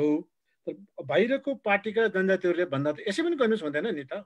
त्यसै गरी जनता समाजवादी पार्टीको कुरा छ। हो, त्यसैले पनि यस्तो एउटा जनजाति सङ्गठनको आवश्यकता चाहिँ हुन्छ। जहाँसम्म चाहिँ अब पार्टीमा लागेका मान्छेहरूको संलग्नता हुन्छ भन्ने कुरा छ, उनीहरूको एक होर हुन्छ भन्ने जुन कुरा छ, यसमा चाहिँ म के भन्छु भन्दाखेरि त्यस्तो हुनु पनि सक्ला। त्यो पार्टीको चाहिँ अनुशासन कुराहरू आउला, त्यो पार्टीको चाहिँ नैतिक कुराहरू पनि आउला। त्यसले गर्दाखेरि त्यसको विरुद्ध जान सक्दैन भन्ने कुरा हुन सक्ला। त्यो बारेमा चाहिँ म के भन्छु भन्दाखेरि कुन पार्टीमा लागेको छ अथवा छैन भन्ने कुरा भन्दा पनि कोही आदिवासी जनजाति स्वतन्त्र छ वा कुनै राजनीतिक पार्टीप्रतिको संलग्नता छ भन्ने भन्दा पनि मुख्य कुरा यो मुद्दाप्रतिको प्रतिबद्धता, यो मुद्दाप्रतिको बुझाइ, यो मुद्दाप्रतिको इमान्दारी हो। राजनीतिक पार्टीमा लागेको छैन, स्वतन्त्र छ, त यो मुद्दाको विरोध गर्दै हिँड्नुहुन्छ। जातीय पहिचान वाहियात कुरा, जातीय संहिता चाहिँदैन, यस्तो कुरा किन गर्नु पर्यो भनेर कोही स्वतन्त्र मान्छेले भन्छ भने के अर्थ भयो त्यसको स्वतन्त्रताको? हो त्यसैले यो कोणबाट हेर्दाखेरि पनि म चाहिँ औचित्यपूर्ण नै म देख्छु। अर्को फेरि कुरा के छ, अस्ति नै एउटा साथीले भन्नुभएको थियो पार्टीमा लागेको जनजातिहरूको केही अर्थ छैन, किनभने उनीहरूको पार्टीले हुइप जारी गरे पनि आउँदैनन् भनेर भन्नुभएको थियो। त्यस्तो हो, त्यो कुरा त स्वतन्त्र मान्छेलाई पनि लाग्न सक्छ। हो, स्वतन्त्र मान्छेलाई हुइप चाहिँ नलाग्ला, तर ऊ आएन आन्दोलनमा, के गर्नुहुन्छ? अब राजनीतिक पार्टीमा त लागेको छैन, स्वतन्त्रै छ, तर मुद्दामा आउँदैन, आन्दोलनमा आउँदैन, के गर्नुहुन्छ त्यसलाई? अब त्यसैले कुन पार्टीमा लागेको छ भन्ने कुरा चाहिँ लागेको छ अथवा स्वतन्त्र छ भन्ने कुरा महत्त्वपूर्ण भएन। त्यो मुद्दाप्रतिको उसको इमान्दारी प्रतिबद्धता छ भने ऊ आउँछ। सके त पार्टीलाई उसले कन्भिन्स गर्छ, पार्टीलाई कन्भिन्स गर्छ यो मुद्दा सही हो भन्छ, यो मुद्दा सही हो भन्छ, पार्टीका नेताहरूले कन्भिन्स गर्छ। जसरी 10 वर्ष महान युद्ध चलेको बेलामा सिङ्गो एउटा जनयुद्धको चाहिँ सञ्चालकसँग एउटा पार्टी तत्कालीन नेकपा माओवादीलाई कन्भिन्स गरिएको थियो, जातीय सवालको बारेमा कन्भिन्स गरिएको थियो, नेताहरू कन्भिन्स भएका थिए, आदिवासी जनजाति त्यसमा होमिएका थिए, र त्यसको उपलब्धि पनि देखा पर्यो। यस्तो हुनसक्छ त? हो, त्यसैले यो हिसाबबाट पनि चाहिँ औचित्यपूर्ण छ। र जहाँसम्म चाहिँ पार्टी हुइप जारी गर्दैमा जाँदैन भन्ने कुरा छ, हुइप जारी गर्यो भने त नजाला। त यसमा दुईवटा कुरा छ, हुइप जारी गरेर पनि आन्दोलनमा लाग्नेहरू पनि छन्, त्यस्ता निर्भीक निडर आदिवासी जनजातिहरू पनि छन्। हामीले पनि लाग्यौँ, आरक्षणको विषयलाई लिएर जुन आन्दोलन भएको थियो, आरक्षण बचाउ आन्दोलनका सन्दर्भमा हामी लागेका थियौँ, एउटा त्यो पनि हुनसक्छ। र फेरि यो आन्दोलन ठिक छ भनेर चाहिँ के अरे भन्ने, निर्देशन दिने, ठिक कुरा भन्ने पार्टी पनि त हुनसक्छ। फेरि आदिवासी जनजाति विरोधी पार्टीहरू मात्रै छन् भन्ने हामी किन कल्पना गर्छौँ? हो, त्यसैले गर्दाखेरि पनि यो सब कुरा ठिक छ। र फेरि पनि म ओभरअल के भन्न चाहन्छु भने कुन पार्टीमा संलग्न छ वा छैन, स्वतन्त्र छ वा छैन भन्ने कुरा प्रमुख कुरा होइन। स्वतन्त्र छ ठिक छ, संलग्न कुनै पार्टीमा आबद्ध छ भने पनि ठिक छ। यो मुद्दाप्रतिको प्रतिबद्धता, आदिवासी जनजातिहरूको मुद्दाप्रतिको प्रतिबद्धता जुन सबै आदिवासी जनजातिहरूको साझा मुद्दा हो भन्छु म। कि हुन त कतिपय लद्दु लुवाटहरू पनि होलान् जसले चाहिँ जातीय पहिचानको चाहिँ विरोध गर्दा होलान्, आदिवासी जनजाति भएर पनि यो मुद्दाको विरोध गर्दा होलान्। त्यस्ता लद्दु लुवाट, त्यस्ता बेकुफ आदिवासी जनजातिहरू पनि होलान् होइन। तर चाहिँ यो के अरे यो मुद्दाप्रति प्रतिबद्ध जोसुकै पनि छ भने उसलाई हुइपको पनि चिन्ता हुँदैन, ऊ आउँछ। त्यसैले यो मुद्दा यसलाई यसरी हेर्नुपर्छ भन्ने धारणा राख्छु म। अर्को एउटा कुरा के छ भने अघि साथी त पनि होला, म के भन्छु भन्दाखेरि पार्टीमा लागेको मान्छेलाई उसको पार्टीको अनुशासनको निश्चित रूपमा चाहिँ डर हुन्छ, त्यो हुन्छ, पार्टीको अनुशासन मान्नुपर्ने हुन्छ। तर स्वतन्त्र मान्छेलाई पार्टीको हुइप चाहिँ लाग्दैन, पार्टीले यसो गर्छ कि कार्य भन्ने डर पनि हुँदैन। त्यसैले पार्टीमा लागेको मान्छेले उसको पार्टी बाहेक अरू पार्टीले जुनसुकै पनि चाहिँ प्रलोभन दिँदाखेरि, लोभ लालच अवसर दिँदाखेरि त्यो मान्छे त्यता जाँदैन, भड्किँदैन, त्यो मान्छे प्रलोभित हुँदैन त्यो मान्छे। तर स्वतन्त्र मान्छे त हुनसक्छ, उसलाई कसैको डर पनि छैन, उसलाई कसैले यस्तो किन गर्छ भनेर भन्नेवाला पनि छैन। जस्तो मलाई चाहिँ, म नेपाल कम्युनिस्ट नेकपामा आबद्ध छु, मलाई कङ्ग्रेसले अथवा अर्को पार्टीले, अहिले त हाम्रै पार्टी छ अहिले दिनु कुरा भएन, तर मानिलिनुहोस् हाम्रो पार्टी सत्तामा छैन, अरूले मलाई मन्त्री दियो भने, राजदूत बनाइदियो भने म त जान्छु नि त। मतलब म जान सक्दिनँ, म जाँदिनँ, तर किनभने म त एउटा पार्टीमा आबद्ध छु। तर स्वतन्त्र मान्छे त जान सक्छ नि। अनि फेरि त्यो खतरा भन्नुहोस्, त्यो सम्भावना भन्नुहोस्, त्यो त रह्यो नि त। किन उसलाई त कुनै पार्टीले हुइप जारी गर्ला कि कार्य गर्ला कि भन्ने पनि डर छैन, ऊ त लोभिहाल्छ, यो पनि सम्भावना छैन त फेरि। हो, त्यसैले पक्ष र विपक्ष सबै कुराका हुन्छन्, राम्रा नराम्रा सबै कुराका हुन्छन्, सम्भावना सबैतिर छ होइन। तर मुख्य कुरा चाहिँ यो मुद्दाप्रतिको प्रतिबद्धता, इमान्दारी हो। र त्यसो हो भने ऊ पार्टीमा लागेको छ भने पनि कुनै कुरोको चिन्ता हुँदैन उसलाई, ऊ यता आउँछ। अर्कोतिर चाहिँ अब यो मुद्दाप्रति प्रतिबद्ध छैन, इमान्दार छैन भने ऊ स्वतन्त्रै भए पनि, स्वतन्त्रको बाउ स्वतन्त्रको बाजे भए पनि उसलाई चाहिँ ड्याम केयर केही मतलब हुँदैन। यसरी यो मुद्दाहरूलाई हामीले यसरी हेर्नुपर्ने हुन्छ र निश्चित रूपमा चाहिँ फेरि के छ भन्दाखेरि मुद्दा साझा भएको हुनाले यो मुद्दा अघि मैले भने जातीय पहिचानको आधारमा संहिताको मुद्दा स्वतन्त्र आदिवासी जनजातिको पनि मुद्दा हो हुनुपर्छ, पार्टीमा लागेका मान्छेको पनि आदिवासी जनजातिहरूको पनि साझा मुद्दा हो हुनुपर्छ, अथवा कोही केही छैन जान्दैन बुझा छैन त्यसको पनि सहरका गाउँका नेपालमा बसेका बाहिरका सबै आदिवासी जनजातिको यो साझा मुद्दा हो। यो मुद्दाप्रतिको प्रतिबद्धता इमान्दारी बुझाइ भयो भने चाहिँ अहिले केही समस्या पर्दैन। म त अझै के भन्छु भने राजनीतिक पार्टीमा लागेका राजनीतिक पार्टीको प्रादेशिक सङ्गठनका आदिवासी जनजातिहरूले यो मुद्दालाई यो चाहिँ सवाललाई सहजीकरण गर्न सक्छन्, एउटा सफलताको बिन्दुमा पुर्याउन सक्छ। त्यसैले मुख्य कुरा मैले फेरि अन्तमा चाहिँ दोहोऱ्याएर भन्न चाहेँ, जोड दिएर भन्न चाहेँ, हामी स्वतन्त्र हो कि पार्टीमा आबद्ध हो भन्ने कुरा बिर्सिदियौँ। हामी त्यो चिन्ता नगरौँ, हामीले त्यो टाउको दुखाउनु जरुरी छैन। यो मुद्दाप्रति प्रतिबद्ध छ कि छैन, यो मुद्दा के हो भन्नेमा हामी बढी ध्यान दियौँ, चिन्ता त्यसमा गरौँ। हामीले यो मुद्दाप्रति सबै इमान्दार छन् कि छैनन्, प्रतिबद्ध छन् कि छैनन्, यो मुद्दामा आउँछन् कि आउँदैनन् भन्नेमा ध्यान दियौँ। जहाँसम्म म त वर्गीय आन्दोलन पनि लागेको हुनाले वर्गीय मुक्ति आन्दोलनको पनि एउटा सिपाही भएको हुनाले मेरो त यति मात्र हुँदैन, म त अगाडि पनि जान्छु। तर जे होस् यो जातीय पहिचानको प्राप्ति यो गन्तव्यसम्म चाहिँ निश्चित रूपमा सबै आदिवासी जनजातिहरूसँग स्वतन्त्र रहेका पार्टीमा लागेका सबैसँग जान म तयार छु र जानु पर्दछ भन्ने धारणा म राख्दछु। र मेरो पार्टीमा म यो मुद्दाको लागि म सङ्घर्ष गरि नै रहनेछु र अरू सबै साथीहरूलाई यो कुराबारे आश्वस्त पनि म पार्न चाहन्छु। धन्यवाद। धेरै धेरै धन्यवाद आदरणीय सुरेश आले मगर दाइलाई। अब म डाक्टर चेम्जोङ कहाँ फर्किन्छु। म अब डाक्टर चेम्जोङ कहाँ फर्किन्छु। डाक्टर साहब तपाईँ तयारीमै हुनुहुन्छ नि?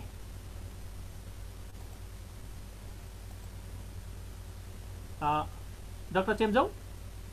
हजुर, म तयारीमै छु। तपाईँले स्क्रोल गरेर प्रश्नहरू हेर्नुभयो होला। सुरेश आले मगर दाई, श्रद्धेय सुरेश आले मगर दाईको टिप्पणी पनि थोरै राखेको सुन्नुभयो होला। अरू व्यक्तित्वहरू पनि हुनुहुन्छ, आज विभिन्न व्यक्तित्वहरू हुनुहुन्छ, कतिपयको हात पनि उठेको छ। म विनम्रतापूर्वक तपाईँहरूलाई आग्रह गर्न चाहन्छु, कृपया हामीले अहिले तपाईँहरूले सम्भव भएसम्म च्याट बक्समा जसरी अरू साथीहरूले राख्नुभएको प्रश्न थियो त्यो टाइप गरेर राख्नु होला। 4 हात उठेको छ त्यहाँ।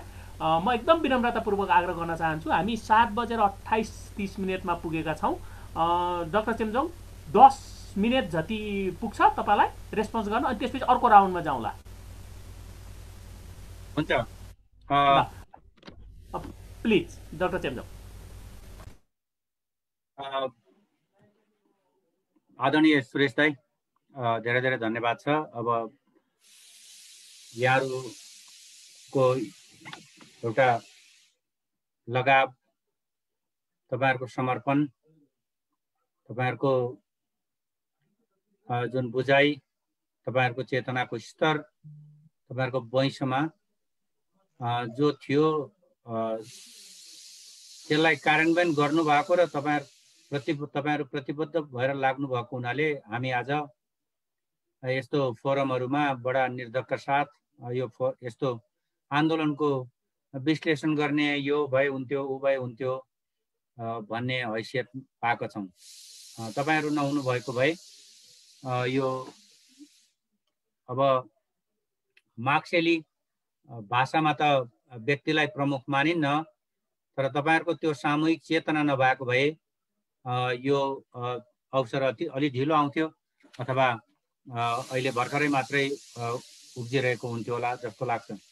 दाइले मलाई प्रश्न गर्नु भएको छ एउटा, किन त्यो मुभमेन्ट, आदिवासीहरूको मुभमेन्ट अहिले झनै आवश्यक महसुस किन भएको छ र यसभन्दा अगाडि किन यो सक्सेसफुल हुन सकेन?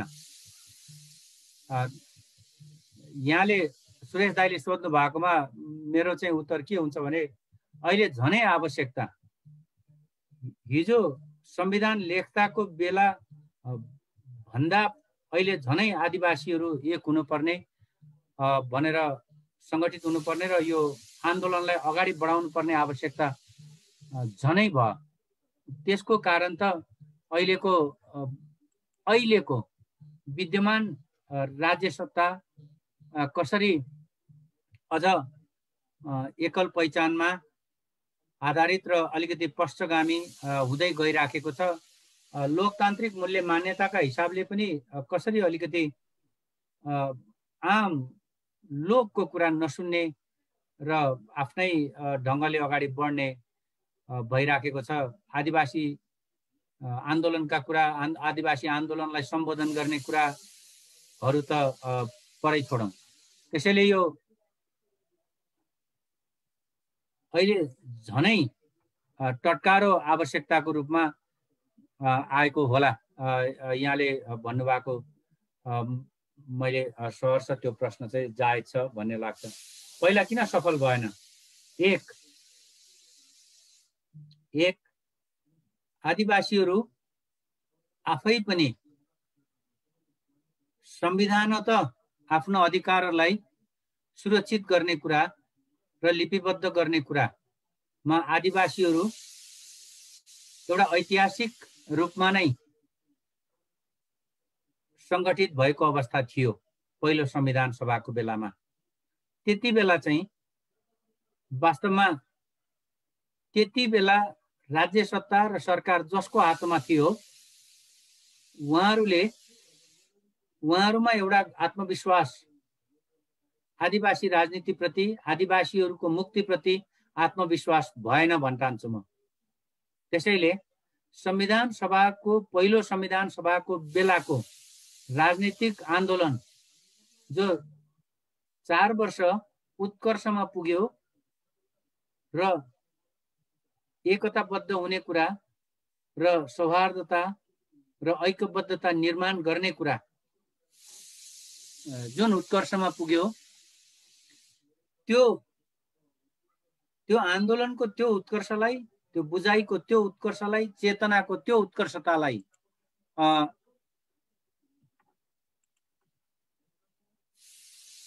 त्यति बेला राज्य सत्ता चलाएको पार्टीले आत्मसात गर्न सकेन र त्यसलाई बुझेर लान पनि सकेन र सत्ताबाट आफै च्युत भएर जब कर्मचारीका हातमा सत्ता सुम्पेर पठाउने कुरा भयो, त्यहाँबाट एउटा खालको भयङ्कर निराशा र भयङ्कर शिथिलता महसुस गर्यो र त्यसभन्दा पछाडि त्यति उठ्न पनि सकेन भन्ने मलाई लाग्छ। र नयाँ सिराबाट यस्तो आन्दोलन उठ्ने कुराहरू, आन्दोलित हुने कुराहरू, सङ्गठित हुने कुराहरू वास्तवमा विशिष्ट ऐतिहासिक राजनीतिक परिस्थितिको उपजहरू पनि हो। मलाई त्यो कुरामा विश्वास लाग्छ र यो ऐतिहासिक राजनीतिक परिवर्तनहरू, परिस्थिति चाहिँ एउटा अगाडि बढ्दै जाँदा त्यो गतिशीलताभित्र त्यो अवस्था फेरि निर्माण हुन्छ र त्यो निर्माण हुने नयाँ अवस्थाले फेरि नयाँ ढङ्गले सङ्गठित गर्छ भन्ने मलाई चाहिँ लाग्छ।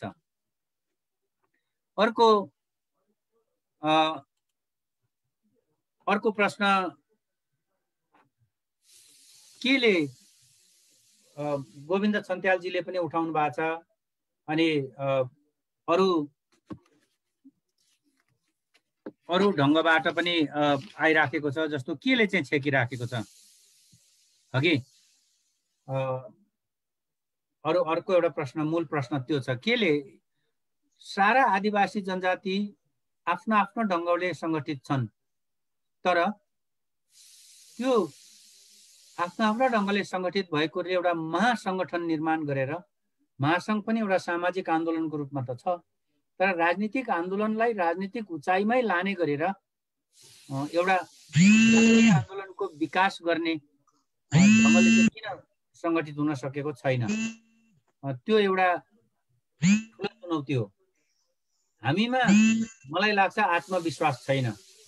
जसरी अपूर्व एउटा ऐतिहासिक ढङ्गबाट आम आदिवासी जनजाति मात्रै नभएर महिला पनि अनि दलित पनि अनि अरू सीमान्तकृत समुदायहरू पनि एउटा हिजो संविधान सभामा एउटा ककसको रूपमा निर्माण गरेर अगाडि बढिराखेको स्थितिलाई कसरी छिन्न भिन्न पारिदियो राज्य सत्ताले। र अहिले पनि त्यो एउटा डर कायम छ जस्तो लाग्छ। अर्को कुरो मूलतः चेतनाको अभाव पनि हो। म एउटा पर्सनल कुरा यहाँ गर्न चाहन्छु। आम नेपालीहरूले राजनीतिक संगठनको निर्माण गर्ने कुरा, राजनीतिक पार्टीहरूको निर्माण गर्ने कुरा र ऐक्यबद्ध गरेर जाने कुरा र सबैलाई समेटेर आन्दोलनमा अगाडि बढाउने कुरा आम नेपाली जनसमुदायको कुरा गर्यो भने के आदिवासी, के दलित, के उच्च जातका, के मुस्लिम, के मधेसी सबैको कुरा गर्यो भने पहाडिया उच्च जातले नेतृत्व गर्यो भने र उनीहरूले संगठित गर्यो भने मात्रै राजनीतिक पार्टी सफल हुन्छ र संगठनहरू गतिलो निर्माण हुन्छ भन्ने खालको आम बुझाइ छ कि जस्तो लाग्छ। एउटा कलेक्टिभ, एउटा सामूहिक मनोविज्ञान। कुनै एउटा आदिवासीले जस्तो मलाई संघीय समाजवादी पार्टी भन्ने निर्माण भयो, आफै भित्रको आत्मविश्वास गुमाउँदै गुमाउँदै गएको त्यहाँ देखियो। होइन, यो पहिचानको मुद्दालाई एकदम मूल बाटोमा ल्याउन सकिएन। अनि अलिकति अरूले पनि धेरै भने जवाफ दिन सकिएन भनेर आत्मविश्वास। जस्तो मैले पर्सनली उहाँहरूलाई के भनेर सल्लाह दिन्थेँ भने नेपालमा राजनीतिक दलहरू निर्माण भएपछि त्यो विचारले संस्थागत स्थान पाउन, त्यो विचारले स्थापित हुन र जरो गाड्न कम्तीमा एक पुस्ता लाग्छ। एक पुस्ता भनेको 25 वर्ष कम्तीमा। नेपालको राजनीतिक दलहरू बहुत सङ्घर्षका बावजुद त्यो विचारले क्रमशः समाजमा स्थापित हुँदै गएपछि 40-50 वर्षबाट मात्रै सत्तासीन दल भएको छ। अब त्यसरी नयाँ पार्टी निर्माण गरेपछि निर्माण भएकै साल निर्वाचनमा भाग लिने अनि निर्वाचनमा भाग लिँदाखेरि हारेपछि निराश भएर खुट्टा तन्काउने, त्यो विचार त समाजमा स्थापित हुन पर्यो, संगठन स्थापित हुन पर्यो, छैन। अनि स्थापना गरेको 5 वर्षभित्रमा सत्तामा पुगिन्छ भन्ने खालको फितलो सोच छ। अनि त्यो पार्टीले के गर्यो भने हामी मात्रैबाट नहुने रहेछ भनेर अर्को पहिचानवादी दलसँग पार्टी भन्नेबाट गरेर फोरम भनेर निर्माण गर्यो, संघीय समाजवादी फोरम। फोरम पनि भयो, भने जस्तो हासिल गर्न सकिएन। नसकेपछि ओहो, वैचारिक रूपमा भयङ्कर आम नेपाली जनताले विश्वास गरेको भनेको त एकदम सुपठित र बौद्धिक स्तरमा सबभन्दा अव्वल दर्जाको उच्च जात पृष्ठभूमिकै हुनु पर्दो रहेछ। हामीलाई मात्रै त राजनीतिमा नपत्याउने रहेछन् भनेर फेरि अर्को एक मोर्चाबाट चाहिँ नेता ल्याउने काम भयो। त्यो भनेको के हो भने मैले यो विरोध गरेको होइन, तपाईले निर्माण गर्नुभएको दल र संगठनमा 5 वर्ष मात्रै पनि निरन्तर काम गर्ने र आत्मविश्वासका साथ काम गर्ने क्षमता नेपाली आम मान्छेहरूले गुमाइसक्यो। अनि यो आदिवासीले खोलेको पार्टी पनि काम लाग्छ भनिदियो कसैले भने साँच्चै हो रहेछ जस्तो लाग्छ। मधेसीले खोलेको यो पार्टी पनि काम लाग्छ अनि साँच्चै हो त, हामी त इतिहासमै छैन। त आदिवासी त झन् साह्रो बोल्न मात्रै, लेख्न छैन, संगठन खोल्या छैन, पार्टी चला छैन। यस्तो यो हीनता बोधले पनि आम आदिवासीहरूलाई एउटा ठाउँमा एकबद्ध भएर संगठित हुन नदिने कारण चाहिँ हीनताबोधग्रस्त सोच, त्यो चिन्तन र वैचारिक आत्मविश्वास नहुनुको परिणाम हो जस्तो मलाई लाग्छ। यही प्रश्नमा एउटा प्रश्न चिनीमायाजीको पनि छ। महिला सहभागिता वास्तवमा आन्दोलनमा हेर्ने हो भने चाहिँ एकदमै सशक्त रूपमा छ, तर भरै राजनीतिक प्रतिनिधित्वका हिसाबमा निर्वाचित गर्ने क्रममा चाहिँ अत्यन्त न्यून। यो किन होला? यो चाहिँ वास्तवमा पितृसत्तात्मक हैकमवादबाट नै आउँछ। पितृसत्तात्मकताको जरो नेपाली समाजको सबै अलिकति घनत्वका हिसाबले, सघनताका हिसाबले आदिवासीहरूमा अलिकति कम होला, बढी नै होला भन्ने जस्तो, अझ उत्तिकै होला जस्तो लाग्छ। के दलित, के उच्च जात, के आदिवासी जनजाति, के मुस्लिम, के मधेसी, सबैमा एउटा पितृसत्तात्मकताको जरो गाडिएको छ।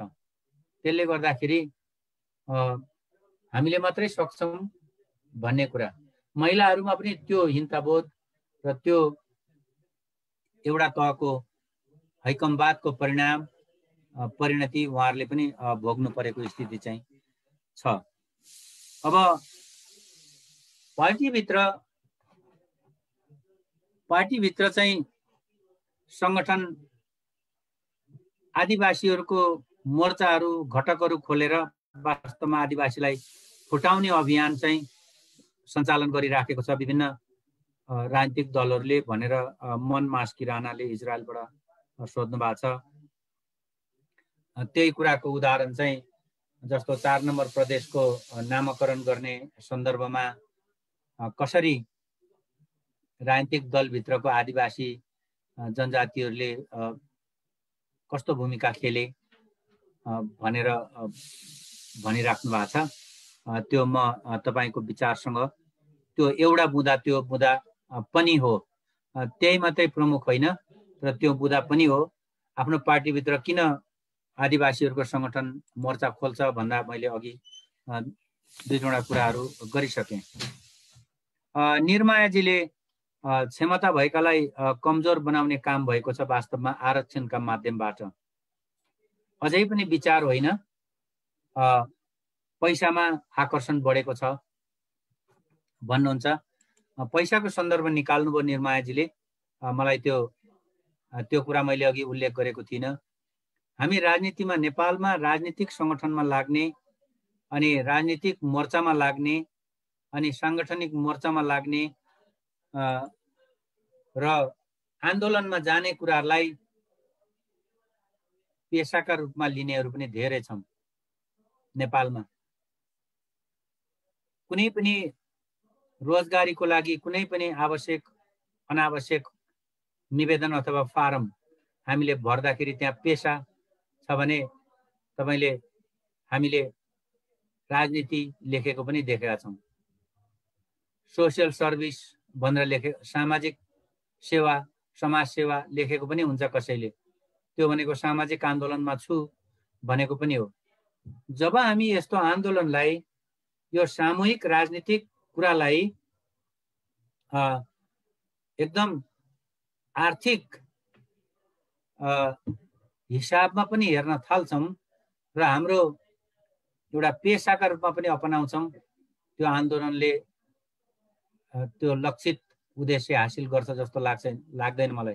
तर हाम्रो आदरणीय सुरेश दाई यहीँ हुनुहुन्छ, हामी सानो हुँदादेखि यो आन्दोलनमा हुनुहुन्छ उहाँ वास्तवमा। अब तर उहाँ एउटा अपवाद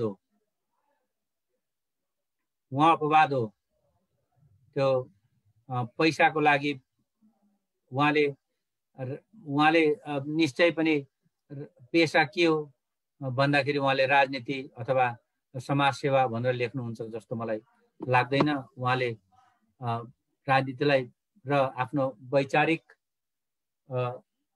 आधारमा गरेको उहाँको संलग्नता भएको राजनीति उहाँको वास्तवमा पेसा होइन। तर आम अधिकांश व्यक्तिगत तहमा तपाईले यो कुरा सुरेश दाई चाहिँ गलत भएको कुरा चाहिँ देख्नुहुन्छ। तपाईले पेसाको रूपमा हामी राजनीति गर्ने रहेछौँ, पेसाको रूपमा सामाजिक आन्दोलन भाग लिनेहरू छौँ। यसले गर्दाखेरि निर्मायाजीले गर्नुभएको प्रश्न बडो। डाक्टर चेम्जोङ, हजुर, तपाईँले 15 मिनट लिइसक्नुभयो, प्लिज एकदम 2-3 मिनटमा सक्नुहोस् न, अर्को राउन्डमा जाम्ला फेरि। ल म अब 1 मिनटमा सक्छु। हाम्रो पनि छ केही सुझावहरू छ, लौ न कृपया, यो त 2 घण्टाको समय हो नि त। किनिमायाजीले फेरि आदिवासीभित्र पनि विभेद छ भन्नुभएको छ। यो कुरालाई मैले मान्छु, विभेद छ।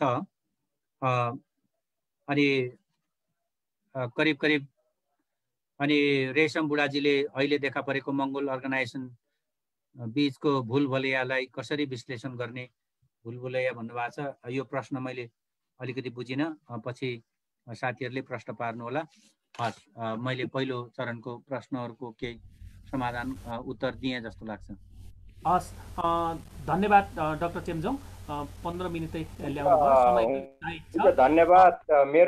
मेरो प्रश्न छ, प्लिज एकछिन पर्खनुहोस् न। हामीले एकछिन तपाईँलाई पहिले सुरुमा भनेको थियौँ, हामीले त्यहाँ फ्लोर ओपन नगर्दासम्म तपाईँ इन्टरप्ट नगर्नुहोस्। मेरो आफ्नो सानो राय छ। म बम दर्लामी मगर। बमजी, तपाईँलाई मैले फ्लोरै दिएको छैन, तपाईँ कहाँ बोल्नुहुन्छ भने के? पर्खनुहोस् न एकछिन। हामीले पहिले पनि भनिरहेका थियौँ, हामी धेरैलाई समेट्न सक्दैनौँ होला। एउटै छलफल आफैमा पर्याप्त होइन।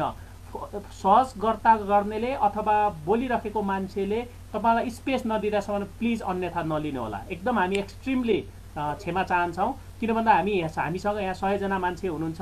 सबैले आफ्नो आफ्नो विचार राख्न सक्ने क्षमता भएका व्यक्तित्वहरू यहाँ हुनुहुन्छ। प्राज्ञिक व्यक्तित्वहरू हुन्छ, आदिवासी अभियन्ता नेताजीहरू हुनुहुन्छ, मान्यज्यूहरू समेत हुनुहुन्छ, विभिन्न व्यक्तित्वहरू यहाँ हुनुहुन्छ। त्यसैले म एकदम क्षमा चाहन्छौँ। हाम्रो समय आफैमा टाइट पनि छ, किनभने छलफल एउटै सिटिङमा सकिँदैन। म फेरि पनि दोहोऱ्याउन चाहन्छु। अब म डाक्टर चेम्जोङले केही कुरा राखिसकेपछि अब म सबै धेरै छैन, अघि सुरेश आले मगर दाईलाई 5 मिनट जति हामी समय दियौँ। अब नरेश ताम्राकार दाई हुनुहुन्छ, प्लिज तपाईँलाई समय दिन्छौँ। अनि जो साथीहरूले त्यहाँ तपाईँहरूको च्याट हात उठाउनु भएको छ, हामी एकदम एक्सट्रिमली सरी यसमा। तपाईँले त्यहाँ च्याटमा राख्नु होला। डाक्टर चेम्जोङले तपाईँको प्रश्न 100% डिल गर्नुहुन्छ। म अहिले यति कुराहरू भन्छु, त्यसलाई तपाईँहरूले अन्यथा रूपमा नलिदिनु होला। म एकदम विनम्रतापूर्वक आग्रह गर्न चाहन्छु, अन्यथा रूपमा नलिदिनु होला। नरेश दाई, प्लिज तपाईँ म्युट, तपाईँ आफै अनम्युट गर्नुहोस् अनि राख्नुहोस् 2 मिनटमा प्लिज। ल, जोजोलोपा अभिवादन। मैले चाहिँ धन्यवाद दिन चाहन्छु डाक्टर चेम्जोङ अनि अन्य सम्पूर्ण मित्रहरूलाई चाहिँ अभिवादन गर्दै। यो डाक्टर चेम्जोङजीले जुन कुरा राख्नुभयो त्यो बडो समय सान्दर्भिक छ र अलिकति मैले चाहिँ डाक्टर चेम्जोङजीलाई त्यो नेवारको इतिहासमा अलिकति अपुरो भएको हुनाले म त्यो सच्याउनको लागि मैले गरेको थिएँ। लेखेर चाहिँ दिँदा पनि हुन्थ्यो, मैले चाहिँ लेख्न नजान्ने मान्छे परेकोले बोलेरै भन्नु पर्यो भनेर। त्यो उहाँलाई मैले चाहिँ अब यो 97 सालको यो यहाँ चाहिँ फाँसी भयो, जुन चाहिँ 3 जना नेवारहरू फाँसी भयो। त्यसपछि धेरै मान्छेहरूलाई देश निकाल्दा भयो र उहाँहरू कलकत्तातिर पुग्नुभयो र धेरै अनि बुद्ध धर्मको प्रचार गरे बापतमा पनि धेरै मान्छेहरूलाई देश निकाल्दा भएपछि उहाँहरू कलकत्तामा पुगेपछि त्यहाँ चाहिँ जम्मा भएका नेवारहरूले चोसा पासा भन्ने पहिलो नेवारहरूको चाहिँ सामाजिक सङ्गठन खुलेको हो। त्यो कलकत्ताबाट त्यो चाहिँ अब 7 सालको आन्दोलनलाई एउटा सहयात्रीको रूपमा एउटा चाहिँ यो के भाषिक सङ्गठन हो यो, है, नेवारहरूको तत्कालीन। त्यसपछि 36 सालको आन्दोलन ताका चाहिँ 17 सालमा पञ्चायत आइसकेपछि 22 साल 21 सालतिर गएपछि रेडियो नेपालबाट नेपाल भाषाबाट आइराख्ने कार्यक्रमहरू बन्द गरिसकेपछि नेवारहरू धेरै आन्दोलित भयो र त्यो आन्दोलनको चाहिँ स्वरूप चाहिँ 36 सालमा पुगेपछि नेपाल भाषा मङ्का खल भनेर चाहिँ काठमाडौँमा चाहिँ सङ्गठन भयो र त्यसले धेरै चाहिँ आन्दोलनहरू भयो। 46 सालपछि चाहिँ अब खुल्ला भइसकेपछि नेपाल आदिवासी जनजाति महासङ्घ पनि गठन भइसकेपछि नेवारहरूको पनि राष्ट्रिय सङ्गठन चाहिन्छ भनेर 51 सालमा नेवा देदेबु गठन भएको भन्ने यो इतिहासको अलिकति मैले डाक्टर चेम्जोङजीले चाहिँ 6 सालतिरै चाहिँ नेवारहरूको चाहिँ नेपाल भाषा मङ्काखल खोलिसकेको भन्नुभएको हुनाले त्यसलाई अलिकति सच्याउन निवेदन गरेँ। अब चाहिँ यही विषयमा म थोरै कुरा मात्रै राख्छु, 1 आधी मिनट जति। वास्तवमा मूलधारको हाम्रो सङ्गठनहरू जुन चाहिँ हामी जातीय सङ्गठन भन्छौँ या चाहिँ राष्ट्रिय सङ्गठनहरू जुन छ, यिनीहरूकोमा चाहिँ अहिले हाम्रो सङ्गठनहरूलाई बडो चुनौती चाहिँ के छ भने विभिन्न दलमा खुलेका चाहिँ दलगत भातृ सङ्गठनहरू छ, तिनीहरूले निर्णय गरेर उम्मेदवार लिएर आउने होइन। एकजना चाहिँ कुनै अमुक दलको प्रतिनिधि अर्को अमुक दलको प्रतिनिधि भएर आइसकेपछि ती चाहिँ उम्मेदवारहरू चाहिँ त्यो खास चाहिँ आदिवासीको प्रतिनिधि भन्दा पनि अमुक दलको चाहिँ झोले बोक्नेहरू जस्तो चाहिँ अनुभव गरेँ। र मैले पनि अब यो गएको संविधान सभामा चाहिँ मै भन्नुपर्छ चाहिँ हाम्रो जनजाति महासङ्घको अध्यक्ष महासचिव दुवैजना त्यहाँ हुनुहुन्थ्यो। त्यहाँ चाहिँ जनजातिको प्रतिनिधित्व गर्नुभन्दा पनि उहाँहरूले आफ्नो आफ्नो दलको प्रतिनिधित्व गरेको तितो अनुभव हामीलाई छ र त्यहाँ एउटा संशोधन प्रस्ताव समेत पनि दर्ता नगरेको हामीलाई थाहा छ। र अनि अरू जातीय सङ्गठनहरूको चुनावमा पनि अमुक अमुक राजनीतिक दलको चाहिँ भातृ सङ्गठनको प्रतिनिधि भन्दै आउने त्यो तितो अनुभव छ। सकिन्छ अब चाहिँ आदिवासी आन्दोलनलाई चाहिँ शुद्ध आन्दोलन कर्मीहरूको चाहिँ लिएर जान सक्यौँ भने यसले चाहिँ केही चाहिँ हाम्रो माग मुद्दालाई सम्बोधन भले चाहिँ नगर्ला, चाहिँ त्यो चाहिँ राजनीतिक दलको नेताहरू भएकोले गएर भने अलिक लबिङ गरेर केही गर्ला। तर हाम्रो मुद्दा वास्तविक मुद्दा बोक्नलाई चाहिँ राजनीतिक दल निरपेक्ष चाहिँ नेतृत्व चाहिँ आउनुपर्छ भन्ने चाहिँ विचार हो मेरो। मैले चाहिँ पटक पटक चाहिँ जनजाति महासङ्घको चाहिँ यो विधान संशोधन गर्दा पनि त्यहाँ प्रस्तावहरू लाने गरेको थिएँ। कुनै पनि राजनीतिक अनि दलको प्रतिनिधिहरू नराखौँ न, त्यसपछि यो चाहिँ सशक्त हुन्छ भन्दा जनजातिहरूलाई राजनीति गर्नुपर्छ भने उकास्नुपर्ने सङ्गठनमा राजनीतिक दलकै प्रतिनिधि हुँदैन भन्ने कस्तो खालको प्रस्ताव भनेर त्यतिखेर पनि उल्लङ्घन गर्थ्यो हुन्थ्यो।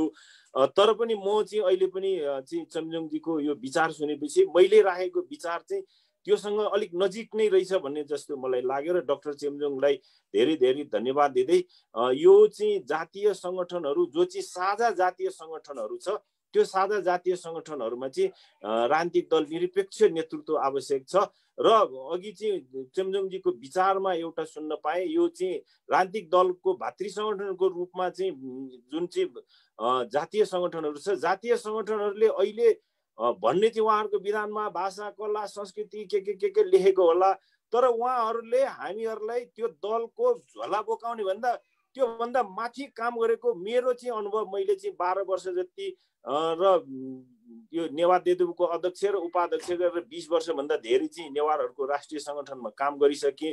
त्यो चाहिँ मेरो अनुभवमा त्यति धेरै चाहिँ मिठो अनुभव नभएको हुनाले भातृ सङ्गठनहरूले हामीहरूलाई त्यो दलमा लगेर त्यो जुवामा चाहिँ गोरुलाई नार्ने काम मात्रै गर्ला जस्तो मेरो अनुभव छ। यही कुरा सेयर गरेँ। यहाँ समय दिनुभएकोमा आदिवासी जनजाति महासङ्घको उपाध्यक्ष गोविन्द छन्त्याजीलाई धेरै धेरै धन्यवाद। सुबाया धन्यवाद जोजोलपा नरेश दाई। म अब सन्जोग लाफा ज्यू प्लिज तपाईँले 2 मिनटमा एकदम सटिकमा राखिदिनुहोस् त प्लिज। तपाईँको एकदम धेरै हात उठेकै गरेर हो। धन्यवाद मौका दिनुभयो। डाक्टर डम्बर चेम्जोङज्यूलाई सेवारो। डर सबले जुन जातीय सङ्गठनको स्थापनाको बारेमा कुरा गर्नुभयो, तर मेरो अध्ययनमा चाहिँ मैले के भेटिरहेको छु भन्दाखेरि पञ्चायत कालमा नेपाली काङ्ग्रेसमा लामो समयसम्म राजनीति गरेका र त्यति बेलाका पत्रकार जयप्रकाश गुप्ताले चाहिँ यी जति पनि जातीय सङ्गठनहरू छन्, जस्तो उसको पत्रिकामा साप्ताहिक पत्रिकामा के लेखेको देखिएको छ भन्दाखेरि नेपाल मगर सङ्घ जो तत्कालीन लाङ्गली परिवार गठन हुनुमा चाहिँ गुप्तचर प्रमुख हर्कबहादुर थापा मगरको हात थियो। खगेन्द्र जङ गुरुङको उसमा चाहिँ गुरुङ हो र काजीमान कन्दवा र पद्मसुन्दर लाउतीको पहलमा लिम्बू संस्था गठन भएको र शेरधन राई त्यतिखेरका मन्त्रीको पहलमा राई र फतेह सिंह थारू र परशुनारायण चौधरीको पहलमा थारू कल्याणकारी सभा बनेको छ र धादिङका मिस्टर हरिबहादुर तामाङको पहलमा तामाङ सङ्गठन र पूर्णबहादुर एमए र धर्मरत्न एमईको पहलमा चाहिँ नेवार संस्था खोलेर यी चाहिँ सेता मगुराली यी बनेका दरबारका यी बनेका राजाका भरौटे हो भनेर त्यतिखेर त्यो पञ्चायतकालमा यी सङ्गठनलाई आरोप लगाइएको छ। त्यसैको मनोविज्ञान होला जस्तो लाग्छ मलाई चाहिँ। 2046 साल पछिका जति पनि पार्टीहरू सत्तामा पुगे ती पार्टीमा पुगेका के अरे सत्तामा पुगेका पार्टीहरूले आदिवासी जनजातिको अधिकार भन्दा पनि आदिवासी जनजातिहरूलाई कसरी विखण्डन गर्ने उनीहरूलाई कसरी फुट्याउने भन्ने कुरा जुन यिनीहरूको रणनीति तयले गर्दाखेरि पहिलो संविधान सभा कसरी टुट्यो र अहिले हाम्रा हरेक जातीय सङ्घ संस्थामा महासङ्घमा जाति भएर भन्दा पनि पार्टीका जाति भएर आएको यो कारणले गर्दाखेरि त्यो जयप्रकाश गुप्ताको त्यो आरोपदेखि अहिलेसम्म हामी जातीय सङ्गठनहरू एक हुन नसक्नु, हामी एक आपसमा अधिकारको लागि भन्दा पनि बढी अवसरको लागि यो दौडिने परिपाटी छ। यसको तालमेल के होला डाक्टर साहब? मलाई अलिकति जिज्ञासा मात्रै लागेर मैले डाक्टर साहबलाई सोध्न खोजेको। सक्यो गोविन्दजी मेरो? ओके, थ्याङ्क यू सञ्जोग जी। अब म धेरैले हात उठाउनु भएको छ, तर महिलाको यत्रो सहभागी हुँदाहुँदै पनि कुनै पनि महिलाको आवाज फेरि दिएन, पुरुषलाई मात्रै दियो भन्नु होला। माननीय रेणुका गुरुङज्यू, प्लिज तपाईँले 2 मिनटमै तपाईँ माननीय हुँदाहुँदै पनि यहाँ पनि सभामुखले लाए जस्तो समय सीमा लाग्यो भनेर अन्यथा नलिनु होला। प्लिज रेणुका गुरुङजी 2 मिनटमा आफ्नो कुरा राखिदिनुहोस् न प्लिज।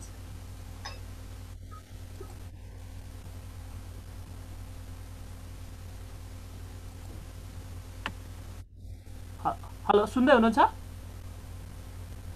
हेलो हजुर हजुर सर, सुन्नेको छ सर। रेणुका गुरुङ म्युट छ, उहाँको अनम्युट गरिदिनुहोस् न। मैले अनम्युट गरेको छु, सुन्नु भएको छ? बाई मिस्टेकली हात उठाउनु भएको कि के हो? प्लिज। अब म डम्बर चेम्जोङसँग फर्केँ। उहाँको हात बाई मिस्टेकली उठेको कि जस्तो छ। महिलाको हुँदैन भयो। धेरै साथीहरूले हात उठाउनु भएको छ, एकदम एक्सट्रिमली सरी। 7:58 गइसक्यो। हामी अरू बेला पनि छलफल गरौँला। च्याट बक्समा तपाईँहरूको कतिपय प्रश्नहरू त्यहीँ पनि डाक्टर चेम्जोङले डिल गरिराख्नु भएको छ।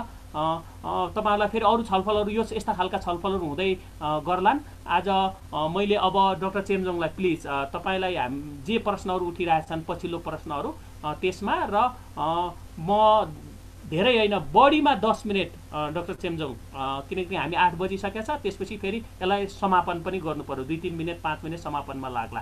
Doctor Chemjong please. हजुर, धन्यवाद प्रश्नहरूको लागि। मैले मेरो फेसबुकमा पनि प्रश्नहरू छ कि भनेर हेर्न खोजिरहेको थिएँ। म त्यस्तो फटाफट मेरो चलेन, कसरी फेसबुक र यो यता जुम स्विच गर्ने गाह्रो भयो। अब धेरै प्रश्नहरू छ, सबै कुरा गर्न त सकिन्न। जस्तो अब सञ्जोगजीले गर्नुभयो, हामी अब दाजुभाइ, अब दाइले के भन्छ भन्ने पनि थाहा छ, भाइले के सोध्छ भन्ने पनि थाहा छ। धेरै उत्तर दिनु जरुरी छैन, तर नयाँ साथीहरू। डाक्टर चेम्जोङ, तपाईँले बत्ती बाल्नुहोस् त। तपाईँको एकदम स्क्रिन कालो आयो, किनकि तपाईँको त्यहाँ कि बत्तीको प्रब्लम छ कि समथिङ केही छ, किन यो लाइभ भइराखेकोले। प्लिज। मैले बोल्नै पर्छ? पर्छ। अलिक रेलेभेन्ट इस्युजहरुमा मात्र सबै जवाब दिएर साध्य हुँदैन हैन। तपाईको सब्जेक्टमा रिलेभेन्ट इस्यु। म यहाँ प्रश्न पनि हेरिराखेको भएर अब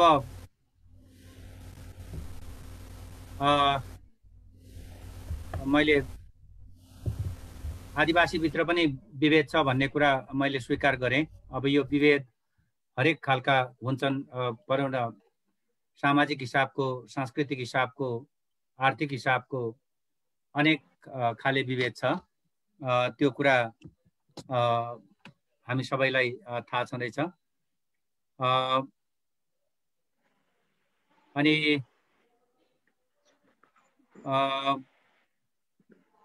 लामो लामो प्रश्नहरू मैले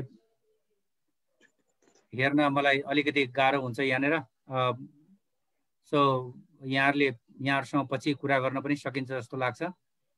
अब अनि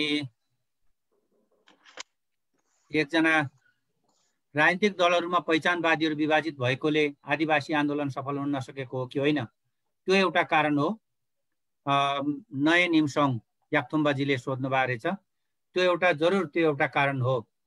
आफैभित्रको कम्पिटिसन, आफैभित्रको एउटा असमझदारी, यसले गर्दाखेरि आदिवासीहरूको स्टडी गर्ने विभिन्न मानवशास्त्रीहरूले के भन्छ भने आदिवासीहरूभित्र आफ्नो केही समस्याहरू आउँछ र उनीहरूले कुनै पनि लडाइँ हार्छ भने दाजुभाइले नै धोका दिएर, आफ्नै कुल कुटुम्ब र वंशले धोका दिएर हार्छ भनेर पनि अङ्ग्रेजीमा त्यो भनाइहरू पनि छ। कतिपय मानवशास्त्रीहरूले विभिन्न ठाउँबाट आएको कुराहरूमा त्यसो भन्ने गरेको पनि देखिन्छ। अब मधेसको जस्तै भनौँ न, मधेसी आन्दोलन जसरी एउटा एकत्रित भएर गयो, आदिवासीहरूले किन त्यसरी आन्दोलनलाई इकट्ठा गरेर लान किन सकेन भन्ने पनि एउटा प्रश्न छ। अब त्यो मधेसबाट सिकेर क्षेत्रीय स्वायत्तता खोज्दाखेरि पो सजिलो हुन्छ कि भन्ने छ। त्यो एउटा बहसको विषय हो। त्यो बहस गर्नुपर्छ जस्तो मलाई लाग्छ। अनि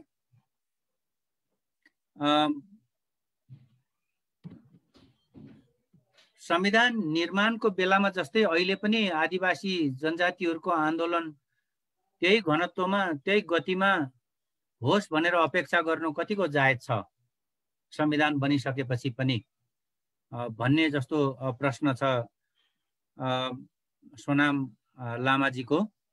कसरी त्यो समाहित गर्न सकिन्छ र भन्ने छ। एउटा बुझाइका हिसाबले गर्न सकिन्छ पनि सकिन्न पनि। हिजो संविधानमा आम आदिवासीहरूले संविधान निर्माणको क्रममा एउटा संयुक्त माग के राखेको थियो, त्यो माग पुरा भयो कि भएन? त्यो माग पुरा भएन र हिजोको अर्थमा मूलत नेपालको संविधान हिन्दू केन्द्रित नै भयो भन्ने पनि जिकिर थियो भने अहिलेको संविधान चाहिँ त्यो हिन्दू केन्द्रित भयो कि भएन? त्यसरी हेरेर सबैलाई समेट्न सक्ने समस्या के हो, त्यो समस्यामा एक भयो भने चाहिँ अहिले पनि उत्तिकै जायज हुन सक्छ र त्यो समस्या छैन भन्ने लाग्छ भने चाहिँ हुन जरुरी छैन।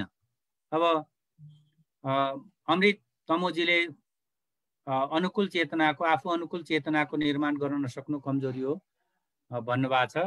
त्यसमा मैले हो भन्न बाहेक मेरो अर्को छैन। अनि उज्जवल राईज्यूले, गोरे खापाङ्गीजीले होल जीवन चाहिँ एउटा वैचारिक स्पष्टताका साथ बिताउनु भयो र संलग्न हुनुभयो राजनीतिमा। तर अब but cannot gain any political power, राजनीतिक सत्ता चाहिँ प्राप्त गर्नु भएन। किन होला भन्नुभएको छ। अब त्यो सङ्गठन को विस्तार गर्न को कमजोरी त्यो सकिएन, अथवा धेरै आदिवासी जनजातिहरूमा उहाँले अगाडि ल्याउनु भएको विचारमा विश्वास भएन। अब यो विभिन्न कमजोरीहरू हुन्छ, त्यसरी नै हेर्नुपर्छ जस्तो लाग्छ। अब एउटा भनौँ न, टेक गुरुङजीले त्यो ककस निर्माण गरेपछिको सकसको कुरा बडो चाखलाग्दो ढङ्गले उठाउनु भएको छ। त्यो मलाई राम्रो लाग्यो। अनि एकजना वसुधा गुरुङजीले यो डाइभर्सिटी, आदिवासी जनजातिहरूमा जुन महान डाइभर्सिटी छ, विविधता छ, त्यो आफैमै एउटा कमजोरी हो कि त्यो विविधता भएको कारणले गर्दाखेरि चाहिँ सङ्गठित हुन नसकिएको हो कि भन्ने चाहिँ उहाँको एउटा प्रश्न, उहाँको एउटा चासो छ, जिज्ञासा छ। मलाई लाग्छ डाइभर्सिटी छ, विविधता छ, तर त्यो विविधतालाई हेर्न कसरी पर्थ्यो जस्तो लाग्छ मलाई भने त्यो हरेक विविधताले आदिवासी जनजाति के कुरामा एक हुन्छ र के कुरामा विविध छ। कुन कुरामा एक हुन्छ त भन्दाखेरि राज्यसँगको उनीहरूको ऐतिहासिक राजनीतिक सम्बन्धहरू बुझ्ने र हेर्ने सम्बन्धमा। अहिलेसम्म बनेको राज्य चाहिँ जो नेपाल राज्य भनेर बन्यो, आदिवासीहरूका निमित्त यो औपनिवेशिक विस्तारको ढङ्गबाट बन्यो कि बनेन। मधेसका नेताहरूले त्यो विश्वास गर्नुभएको देखिन्छ। यो राष्ट्रिय मुक्तिको कुरा हो, नेपाल राज्य बन्ने कुरा चाहिँ उपनिवेश एउटा सांस्कृतिक भाषिक उपनिवेशवादी विस्तार हो भनेर भन्नुभएको छ। त्यो आदिवासीहरूले पनि राज्यको विस्तारलाई त्यो अर्थमा बुझे भने चाहिँ त्यति बेला राजनीतिक सवालमा एक छ, भाषिक सवालमा विविध छ भन्ने कुरा चाहिँ बुझ्छ होला र त्यसले चाहिँ अलिकति सम्भावना एक हुने सम्भावनालाई अगाडि ल्याउँछ जस्तो मलाई लाग्छ। अब धेरै समय मसँग छैन, हामी व्यक्तिगत तहमा पछि कुराहरू पनि गर्न सक्छौँ। अहिलेलाई मैले उत्तर यतिमै मेरो चाहिँ समाप्त गर्छु। धेरै साथीहरूको जिज्ञासालाई, धेरै साथीहरूको प्रश्नलाई मैले उत्तर दिन छुटाएँ।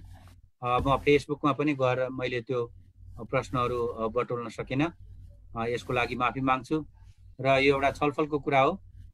मैले त्यो पुस्तकमा कन्ट्रिब्युट गर्नको लागि मेरो च्याप्टरमा उठ्ने सवालहरू चाहिँ यिनीहरू हुन् र मैले त्यसको अलिकति कन्सेप्चुअल एउटा फ्रेम त नभनौँ, कन्सेप्चुअल एउटा तर्कहरू अगाडि सारेँ र मैले यसबारेमा लेख्दैछु है भनेर चाहिँ मैले यहाँहरूलाई अवगत गराउन सकेँ जस्तो लाग्छ। धेरै धेरै धन्यवाद, नमस्कार। धेरै धेरै धन्यवाद डाक्टर चेम्जोङलाई।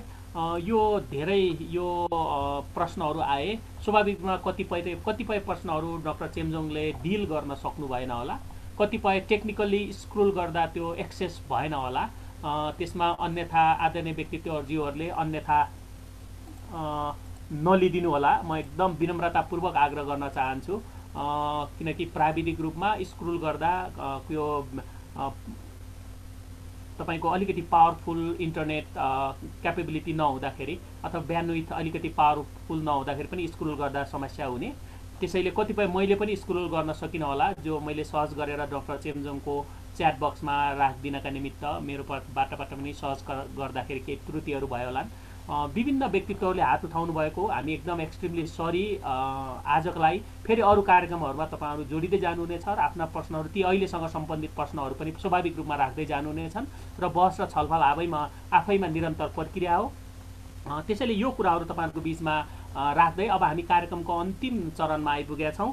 कतिपयको त्यहाँ मलाई फोनै गरेर पनि त्यहाँ स्कुलमा प्रश्न छ, एकचोटि त्यो समराइज गरेर डाक्टर चेम्जोङलाई पुऱ्याइदिनुहोस् न भनेर पनि भनिरहनु भएको थियो। आज सहभागी हुनुभएकोले, प्रत्यक्ष जोडिनु भएकोले त्यो पनि मैले गर्न सकिनँ। यो कम्प्युटर पनि यो स्क्रोल गर्दाखेरि तलमाथि भएर कहाँ पुग्यो कहाँ हुँदाखेरि कतिपय प्रश्नहरू पिकअप हुन सकेनन् होला, जेन्युन प्रश्नहरू। त्यो हामी त्यो सबै कपी गरेर डाक्टर चेम्जोङले जुन च्याप्टर लेख्दै हुनुहुन्छ, जुन शीर्षकमा उहाँले पेपर लेख्दै हुनुहुन्छ, त्यसमा ती प्रश्नहरू आफैमा सन्दर्भ हुनेछन् र डाक्टर चेम्जोङले आफ्नो प्राज्ञिक दृष्टि राखेर त्यसलाई डिल गर्नुहुनेछ। तपाईँहरूको प्रश्नहरू खेर गएका छैनन्, तपाईँको मुखबाट सुन्न र सुनाउन सक्नु भएन होला। त्यो हाम्रो कतिपयले लेख्नुभयो, ती लेखेका कुराहरू पनि कतिपयहरू सबैमा डिल हुन सकेन होला, फेरि पनि क्षमा चाहन्छौँ। र आजको यो कार्यक्रममा विभिन्न अनलाइनहरूबाट लाइभ भइरहेका छ, ती सबैलाई एकमुष्ट रूपमा नागरिकखबर.com, फ्री प्रेस नेपाल, नयाँ अनलाइन.com, नयाँपुस्ता.com, नमस्ते नेपाली.com, रेडियो हिमालय, होलीडे खबर.com, सोलुखुम्बु न्युज.com, मातृ सन्देश, शताब्दी न्युज अनि सिलौटी न्युज लगायत विभिन्न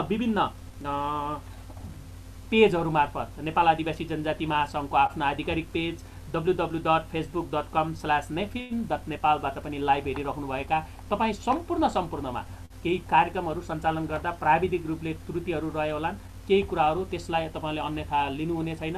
र हामी प्रत्येक हप्ता फेरि पनि यो हामी यो लकडाउन रहन्जेलसम्म अथवा हाम्रो सोसल ग्यादरिङहरू नहुँदासम्म हामी विभिन्न विषयमा छलफल गर्दैछौँ। छलफल केका लागि, बहस केका लागि भन्दा स्वाभाविक रूपमा हाम्रा आन्दोलनहरू, हाम्रा मुद्दाहरू अहिले विभिन्न कोणहरूबाट तपाईँको च्यालेन्जहरू निम्तिरहेका छन्, हाम्रा चुनौतीहरू छन्, त्यसलाई हामीले नै संवाद गरेर वे आउटहरू निर्धारण गर्नुपर्ने हुन्छ आन्दोलनको। त्यसो भएको हुनाले आन्दोलन हाम्रो सवाललाई कसरी सबलीकृत बनाउन सकिन्छ भन्ने विभिन्न कोणहरू छन्। डाइभर्स पिपुल्स, डाइभर्स पर्सपेक्टिभ, विभिन्न विचारहरू छन्, धारणाहरू छन्। त्यसो भएको हुनाले ती सबै धारणाहरूलाई के हुनसक्छ त उत्तम बाटो भन्ने पहिलाउने नै यसको मूल ध्येय हो, नेपाल आदिवासी जनजाति महासङ्घको ध्येय हो। अब हामी अर्को हप्ता पनि छलफल गर्नेछौँ। अझ कतिपय जेन्युन विषयहरू, करेन्ट इस्युजहरू जो आदिवासी जनजाति आन्दोलन र मुद्दासँग जोडेका विषयवस्तु छलफल गर्नै पर्यो भने अझ हामी हप्तामा 2-3 पनि गर्न सक्नेछौँ। यो कुराहरू तपाईँहरूको बिचमा राख्दै, तर शुक्रबारको दिन 6 बजे तपाईँहरूले क्यालेन्डरमा नोट गर्नुहोला। प्रत्येक दिन हामी प्राविधिक रूपले केही कमी कमजोरी नभएसम्म अथवा केही त्यस्तै नहुँदासम्म हामी यसलाई निरन्तर राख्नेछौँ। नेपाल आदिवासी जनजाति महासङ्घ संघीय परिषद सचिवालय त्यही तपाईँहरूको बिचमा निवेदन पेश गर्न चाहन्छौँ। र अब आजको कार्यक्रमलाई सबैलाई, सहभागीहरूलाई, आदरणीय व्यक्तित्वहरू, पूर्व तपाईँको पदाधिकारीज्यूहरू, प्रमुखहरू, मान्यज्यूहरू, जनजातीय सङ्गठनका अध्यक्षज्यूहरू, सबै सम्बोधन सङ्गठनका अध्यक्ष, प्रत्यक्ष जोडिनुभएका, अप्रत्यक्ष फेसबुकको लाइभबाट जोडिनुभएका तपाईँ सम्पूर्णलाई, आदिवासी जनजाति, गैर आदिवासी जनजाति लगायत सबैलाई धन्यवाद सहित आफ्नो संक्षिप्त भनाइसहित, समय पनि 8:12 गइसकेको छ, 6देखि 8 बजे छलफल गर्ने भन्दा केही समय काटेको छ। त्यसैले म आज यो कार्यक्रमलाई समापन गरिदिनका निमित्त म नेपाल आदिवासी जनजाति महासङ्घका उपाध्यक्ष तथा प्रवक्ता श्री नवीन रोका मगरज्यूलाई हार्दिक अनुरोध गर्दछु। प्लिज नवीनजी, तपाईँ म्युटमा हुनुहुन्छ, अनम्युट गर्नुहोला अनि यसलाई समापन गरिदिनु होला। केही त्रुटिहरू भएको भए कार्यक्रम सञ्चालन गर्दा फेरि पनि क्षमा माग्दै म बिदा हुन चाहन्छु। नमस्ते आदिवासी जनजाति अभिवादन। धेरै धेरै धन्यवाद नेफिनका उपाध्यक्ष गोविन्द ज्यूलाई। आदिवासी जनजाति महासङ्घ संघीय परिषद सचिवालयका आदरणीय अध्यक्षज्यू, नेपाल आदिवासी जनजाति महासङ्घका संस्थापक सङ्गठन प्रमुख तथा आदिवासी आन्दोलनका अथवा राष्ट्रिय मुक्ति आन्दोलनका चर्चित नेता सुरेश आले मगरज्यू, कार्यकर्ता तथा विद्वान डाक्टर चेम्जोङज्यू, विभिन्न तहका माननीय सांसदज्यूहरू, डाक्टर महेन्द्र लाउतीज्यू, विदेशका विभिन्न सामाजिक सङ्गठन तथा राजनीतिक सङ्गठनका प्रमुख तथा प्रतिनिधि साथीहरू र विभिन्न तह र तबकाबाट यो महत्त्वपूर्ण कार्यक्रममा पाल्नुभएका या सञ्जालमा नजर गरिराख्नुभएका सम्पूर्ण सहभागी मित्रहरूमा नेपाल आदिवासी जनजाति महासङ्घ संघीय परिषद सचिवालय, नेपालका करोडौँ आदिवासी तथा करोडौँ उत्पीडित नेपाली जनताको तर्फबाट यहाँहरूलाई आदिवासी अभिवादन तथा नमस्कार टक्राउन चाहन्छु। र आजको यो अत्यन्त महत्त्वपूर्ण ऐतिहासिक कार्यक्रम र नेपालका उत्पीडित जनताहरूले अथवा आदिवासीहरूले उठाउँदै आएका विषयहरूमा जुन बहसका लागि विषय प्रस्तुति गर्नुभएकोमा म डाक्टर चेम्जोङलाई म धेरै धेरै धन्यवाद दिन चाहन्छु। महासङ्घको तर्फबाट सहभागी सबैलाई धन्यवाद दिन चाहन्छु। स्वभावैले नेपालका आदिवासी जनजातिहरू त्यसदेखि आजको दिनसम्म हरेक अधिकारबाट वञ्चित भएका छन् र विभेदमा परेका छन्, यो कुरा सत्य हो। नेपालका आदिवासी जनजातिहरूका आवाज, आदिवासी आन्दोलनको जिकिर भनेको नेपालका आदिवासी जनता मात्रै चाहिँ विभेदमा छन् भन्ने हाम्रो होइन। यहाँ दलित बनाइएका पुरानो बाहुन क्षेत्रीहरू पनि विभेदमा छन्। अन्यमा परेका चाहिँ बाहुन क्षेत्रीहरू पनि कहीँ न कहीँ तपाईँको वर्गीय अथवा क्षेत्रीय हिसाबले उनीहरू विभेदमा छन्। मधेसीहरू मुस्लिमहरू विभेदमा छन्, उत्पीडित क्षेत्रहरू विभेदमा छन्। त्यो सबै छ उत्पीडनमा परेकाहरूको न्यायका लागि, समानताका लागि उठेका आवाज र तपाईँको चालु आन्दोलनको नाम हो आदिवासी आन्दोलन। त्यस कारणले कोही राजनीतिक शक्ति, कोही व्यक्तिहरूले व्याख्या गरे जस्तै नेपालका आदिवासी जनजातिहरूका आवाज र आदिवासी आन्दोलन अभियान भनेको कुनै जात विशेषको विरुद्धमा लड्नको लागि स्थापित आवाज आन्दोलन होइन।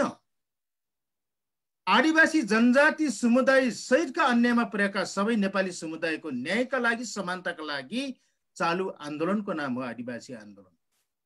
त्यसो भएको कारणले आजसम्मको नेपालको इतिहास र नेपालका राज्य सत्ताको इतिहास भन्ने हो भने विभेदको इतिहास हो। त्यो विभेदको इतिहासको विरुद्धमा चाहिँ बर्खिलाप गर्ने गरी आवाज दिएको हो, आदिवासी आन्दोलन चाहिँ उठेको हो। त्यस कारणले यो आन्दोलन, यो अभियान भनेको नेपालका राजनीतिक शक्तिहरूले, नेपालको राज्य व्यवस्था र सरकारले दिन नमानेका अधिकारहरूलाई स्थापित गर्नका लागि, उठाउन नखोजेका मुद्दाहरूलाई चाहिँ बाहिर ल्याउनका लागि, अन्यायमा परेका या विभेदमा परेका, उत्पीडनमा परेकाहरूलाई चाहिँ तपाईँको न्याय दिलाउनको लागि, आवाज नदिएको कामहरूलाई पुरा गर्नका लागि उठेको आन्दोलन र सङ्गठन हो यो। त्यसो भएको कारणले नेपालको आदिवासी आन्दोलन र अभियान तपाईँको मानव अधिकार प्राप्तिको चाहिँ मानव अधिकारवादी आन्दोलन हो, समानता र सामाजिक न्याय अथवा अधिकार प्राप्तिको आन्दोलनको नाम हो। र यो विषयलाई हामी आज हिजो स्थापना कालदेखि आजको दिनसम्म हेर्दै गर्दाखेरि आजको विषय पनि निकै महत्त्वपूर्ण छ। नेपालको आदिवासी जनजाति आन्दोलन र विभिन्न राजनीतिक दल सम्बन्ध, आदिवासी जनजातीय सङ्गठन मोर्चाहरूको चाहिँ तपाईँको भूमिका भन्ने कुरो छ। यो दुईटा पक्षहरूलाई चाहिँ, यो दुईटा सवालहरूलाई, यो आन्दोलनलाई समीक्षा गर्दै गर्दाखेरि पनि विगतको 50 र 60 को दशकमा टेकेर आज मूल्याङ्कन गर्ने हो भने आजको आदिवासी अभियान र आन्दोलन धेरै माथिल्लो उचाइमा अगाडि बढिरहेको छ। सायद 50 को दशकमा यो जुन बहस आज भइरहेको थियो, यो बहस त थिएन। जुन आज हाम्रो समाजमा जुन चेतनाको जागरण आएको छ त्यो त आएको थिएन। जुन सवाललाई आज राजनीतिक दलहरूले र अथवा चाहिँ राज्यले समेत बहसको विषय बनाएको छ त्यो त बनाएको थिएन। त्यस कारणले आजको नेपालको आदिवासी आन्दोलन र अभियानलाई 50 र 60 को दशकमा टेकेर मूल्याङ्कन गर्ने हो भने त्यो कतै कमजोर भयो कि गलत भयो कि धिरेल भयो कि भन्ने जस्तो हुन्छ। तर आजको विकसित परिस्थितिमा टेकेर चाहिँ हामीले बुझ्ने र यसलाई चाहिँ बुझाउने हो भने आज नेपालको आदिवासी जनजाति आन्दोलन विकसित परिस्थितिसँगै केही नयाँ कोर्सहरूलाई समेत चाहिँ तपाईँको यसमा समावेश गर्दै पुरानो चाहिँ मुख्य चाहिँ हाम्रो एजेन्डाका कोर्सहरूलाई अगाडि बढाउनेमा हामीले अहिले चाहिँ तपाईँको स्कुलिङ गर्ने, लबिङ गर्ने, सङ्गठन विस्तार गर्ने र तयारी गर्ने, व्यवस्थापन गर्ने र खास बेलामा चाहिँ सडक या सदनमा चाहिँ हाम्रा आवाजहरूलाई बुलन्द पार्ने कुरो चाहिँ धेरै उचाइमा छ भन्ने कुरो पनि यहाँलाई म दर्ज गर्न चाहन्छु। त्यो सँगै आजसम्मको सामाजिक आन्दोलनले के उपलब्धि पायो त भन्ने खालको कुरा पनि यो खालको कुरा पनि उठिरहेको छ। साँच्चीकै भन्नुहुन्छ भने नेपालको आदिवासी जनजाति आन्दोलन अथवा सामाजिक आन्दोलनको परिणाम हो नेपालमा संघीयता लागू हुनु। यो सामाजिक आन्दोलनले उठाएको मुद्दा हो। धर्मनिरपेक्षता, समानुपातिक समावेशीका मुद्दा, यो सारा तपाईँको सामाजिक आन्दोलनले स्थापित गरेका र नेपालका राजनीतिक शक्तिहरूले आफ्नो राजनीतिक व्यापारका लागि आफ्नो राजनीतिक एजेन्डा बनाएको मात्रै हो। यो हाम्रा उपलब्धि हुन्, यो हामीले प्राप्त गरेका कुराहरू हुन्। त्यो आन्दोलनको परिणाम नै आज तपाईँको गलत कुराको विरुद्धमा खुलेर जो चाहिँ तपाईँको आज लाखौं चाहिँ आदिवासी लगायत उत्पीडित जनताहरू बोल्न सक्ने भएका छन्, दाबी गर्न सक्ने भएका छन्। यो आदिवासी आन्दोलनको तपाईँको उपलब्धि हो। राज्यले गरेका या राजनीतिक शक्तिहरूले गरेका विभेदित काम, उत्पीडित कामको विरुद्धमा आवाज दिनु, विरोध गर्नु, बर्खिलाप बोल्नु, त्यो भनेको उपलब्धि हो।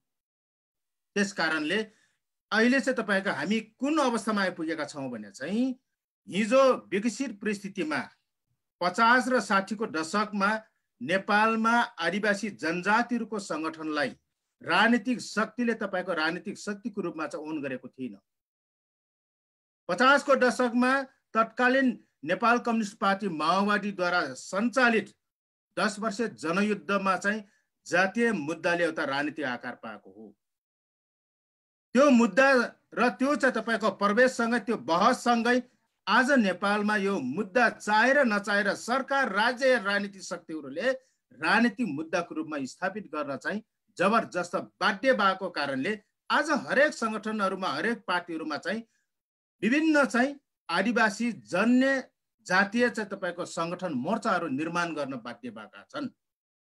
र यसरी तपाईको आउँदै गर्दाखेरि सामाजिक आन्दोलन र राजनीतिक आन्दोलनलाई नेपालका आदिवासी नेता कार्यकर्ता अभियन्ताहरूले ठिक ढङ्गले विकसित परिस्थितिसँगै बुझाइमा एकरूपता गराइमा एकरूपता या योजनामा एकरूपता नआउँदाखेरि हामीले खास बेलामा छेट बेहोरिरहेका छौँ।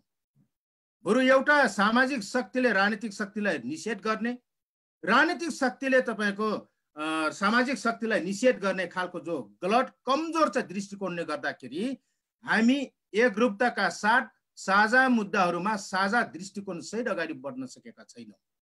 त्यस कारणले आजको आवश्यकता बनेको राजनीतिक हिसाबले लायकका चाहिँ तपाईको आदिवासी नेताहरू संगठनहरूले पनि राजनीतिक पार्टीभित्र डाक्टर चेम्जोले भन्नुभयो जस्तै भोट ब्याङ्कको रूपमा पार्टीलाई नेतालाई जिताउनको लागि मात्रै चाहिँ त्यो संगठन निर्माण हुनु भएन।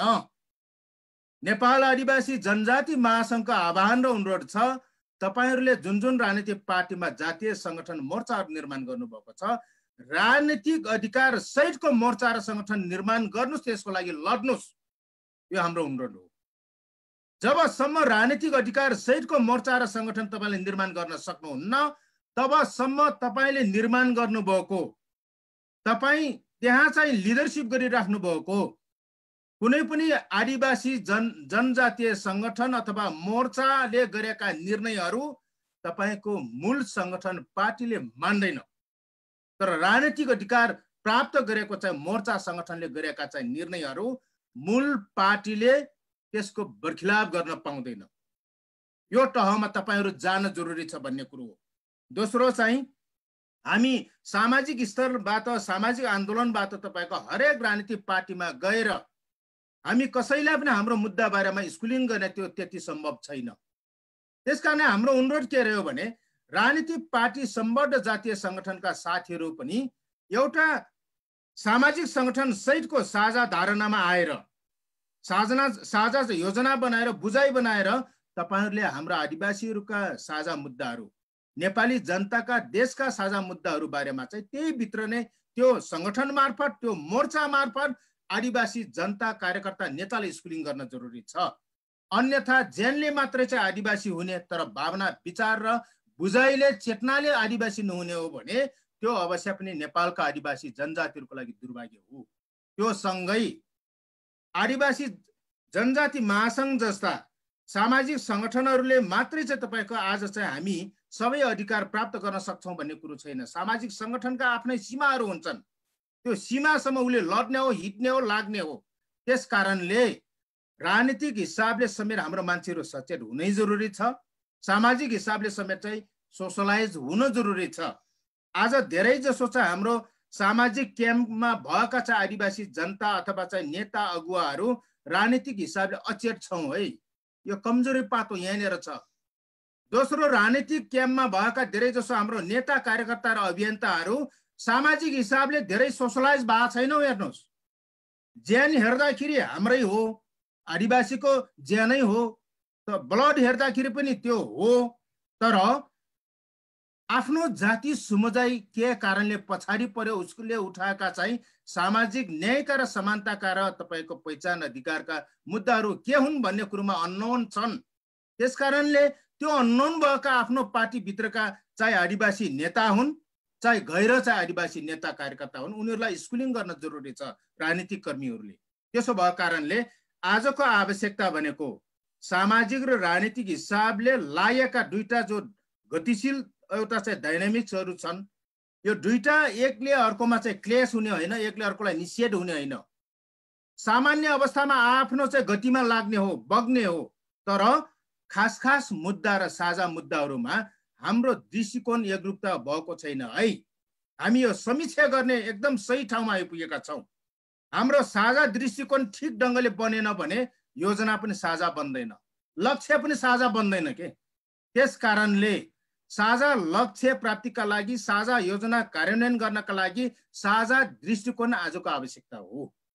जबसम्म दृष्टिकोण क्लियर हुँदैन नि, तबसम्म भावनाले मात्र लागेर र तपाईको रिसले मात्र लागेर पनि केही पनि हुँदैन।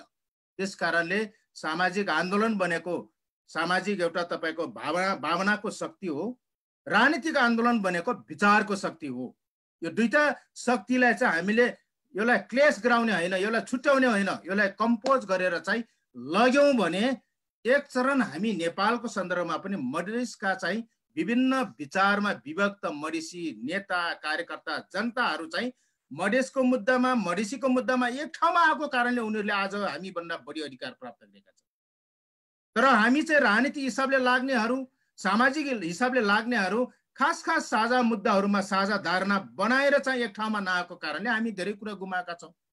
यो कुरालाई मनन गरेर आज हामी अलिकति आजको विकसित समयमा चाहिँ टेकेर समीक्षा गर्ने, त्यसपछि साझा धारणा बनाउने, साझा लक्ष्य बनाउने, साझा कार्ययोजना बनाएर चाहिँ अगाडि बढ्यौँ भने अवश्य पनि हामीले चाहिँ धेरै कुराहरू प्राप्त गर्न सक्छौँ। आज निराश हुनुपर्ने स्थिति छैन, धेरै उचाइमा गइरहेको छ। तर हाम्रो बहस पनि आजको चुनौतीको उचाइसँगै हाम्रो चेतना, हाम्रा योजनाहरू त्यो उचाइमा चाहिँ निर्माण गर्न जरुरी छ। बाँकी डाक्टर चेम्जोङ जस्ता विद्वानहरू, डाक्टर चाहिँ लाउटी जस्ता विद्वानहरू, हाम्रा अग्रज नेता सुरेश आले मगर जस्ता नेताहरू, अभियन्ताहरूको चाहिँ तपाईँको अझ अनुभवहरू, योजनाहरू, विचारहरू हामी सुन्ने एउटा चाहिँ मौका अझ चाहिँ तपाईँको हामीले व्यवस्थापन गर्नेछौँ। महासङ्घले यो श्रृङ्खलाबद्ध हिसाबले विभिन्न विषयमा अझै चाहिँ हामीले लग्नेछौँ। सायद यो हाम्रो तयारीको अवस्था हो। यो पनि एउटा आन्दोलनको रूप हो। यो हिजो तपाईँको लकडाउन नहुँदै, कोरोना नआउँदै यो खालको बहस भएको थिएन हाम्रो, साँच्चीको भन्नुहुन्छ। यो सामूहिक बहसको अभावले गर्दाखेरि, सामूहिक चाहिँ तपाईँको हेर्नु छलफलको अभावले गर्दाखेरि, सामूहिक तपाईँको एउटा ज्ञान निर्माणको चाहिँ लेनदेनको अभावले गर्दाखेरि पनि हाम्रा कुराहरू कसैको दायाँतिर मात्र बग्थ्यो, कसैको बायाँतिर मात्र बग्थ्यो, एउटा मूलधारमा आउँदैन थियो। त्यो मूलधारमा ल्याउने, एउटा दृष्टिकोण बनाउने भन्ने कुरोमा चाहिँ हामी अगाडि बढ्न जरुरी छ भन्ने कुरो राख्दै, राजनीतिक हिसाबले राजनीतिक विचारमा विविधता, तर आदिवासी अथवा चाहिँ नेपाली उत्पीडित जनताहरूको र देशको मुद्दामा चाहिँ एकता, यो लाइनमा उभिएर अगाडि बढ्यौँ भने सबै कुरा ठिक ठाउँमा आउँछ। होइन भने नेपालका राजनीतिक शक्तिहरूले त्यो स्वाभाविक हिसाबले हामीलाई चाहिँ युज गर्छन्, त्यसपछि फालिदिन्छन्। त्यसको लागि कहाँनिर हामी चुकिरहेछौँ, योलाई तपाईँको एकले अर्कोलाई तपाईँको निषेध गरेर होइन, एकले अर्कोलाई चाहिँ बदनाम गरेर होइन, यो सचेत ढङ्गले एकदम योजनाबद्ध हिसाबले बहस गरौँ न, त्यसलाई ठोस आकार दिउँ न। त्यसपछि यसले चाहिँ आकार लिएपछि यो गति पाउँछ। बाँकी महासङ्घ अथवा जातीय सङ्गठनहरू पनि हिजोको धर्रामा टेकेर मात्र अब सम्भव छैन। अब त्योभन्दा आजको विकसित परिस्थितिको जुन चाहिँ तपाईँको धरातलमा टेकेर अलि अगाडि बढ्नु जरुरी छ भन्ने कुरो राख्दै, राजनीति गर्ने ठाउँमा राजनीति गर्नुहोस्, सामाजिक अभियान चलाउने ठाउँमा अथवा काम गर्ने ठाउँमा चाहिँ त्यसको विधि विधानभित्र रहेर काम गर्नुहोस्। तर राजनीति गर्नेहरू सामाजिक काम गर्ने हुँदैन, अभियान चलाउने हुँदैन भन्ने कुरो त्यो पनि गलत हो।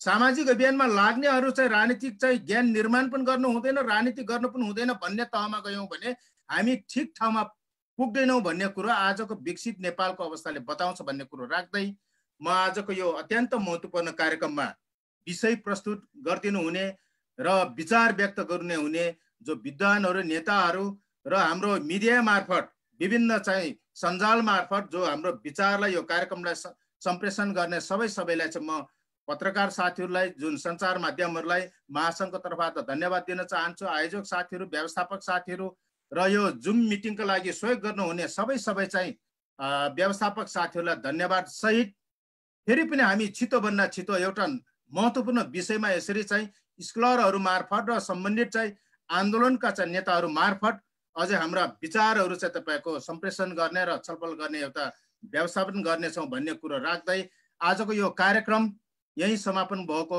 घोषणा गर्दछु। जय आदिवासी, जय जनजाति, धन्यवाद।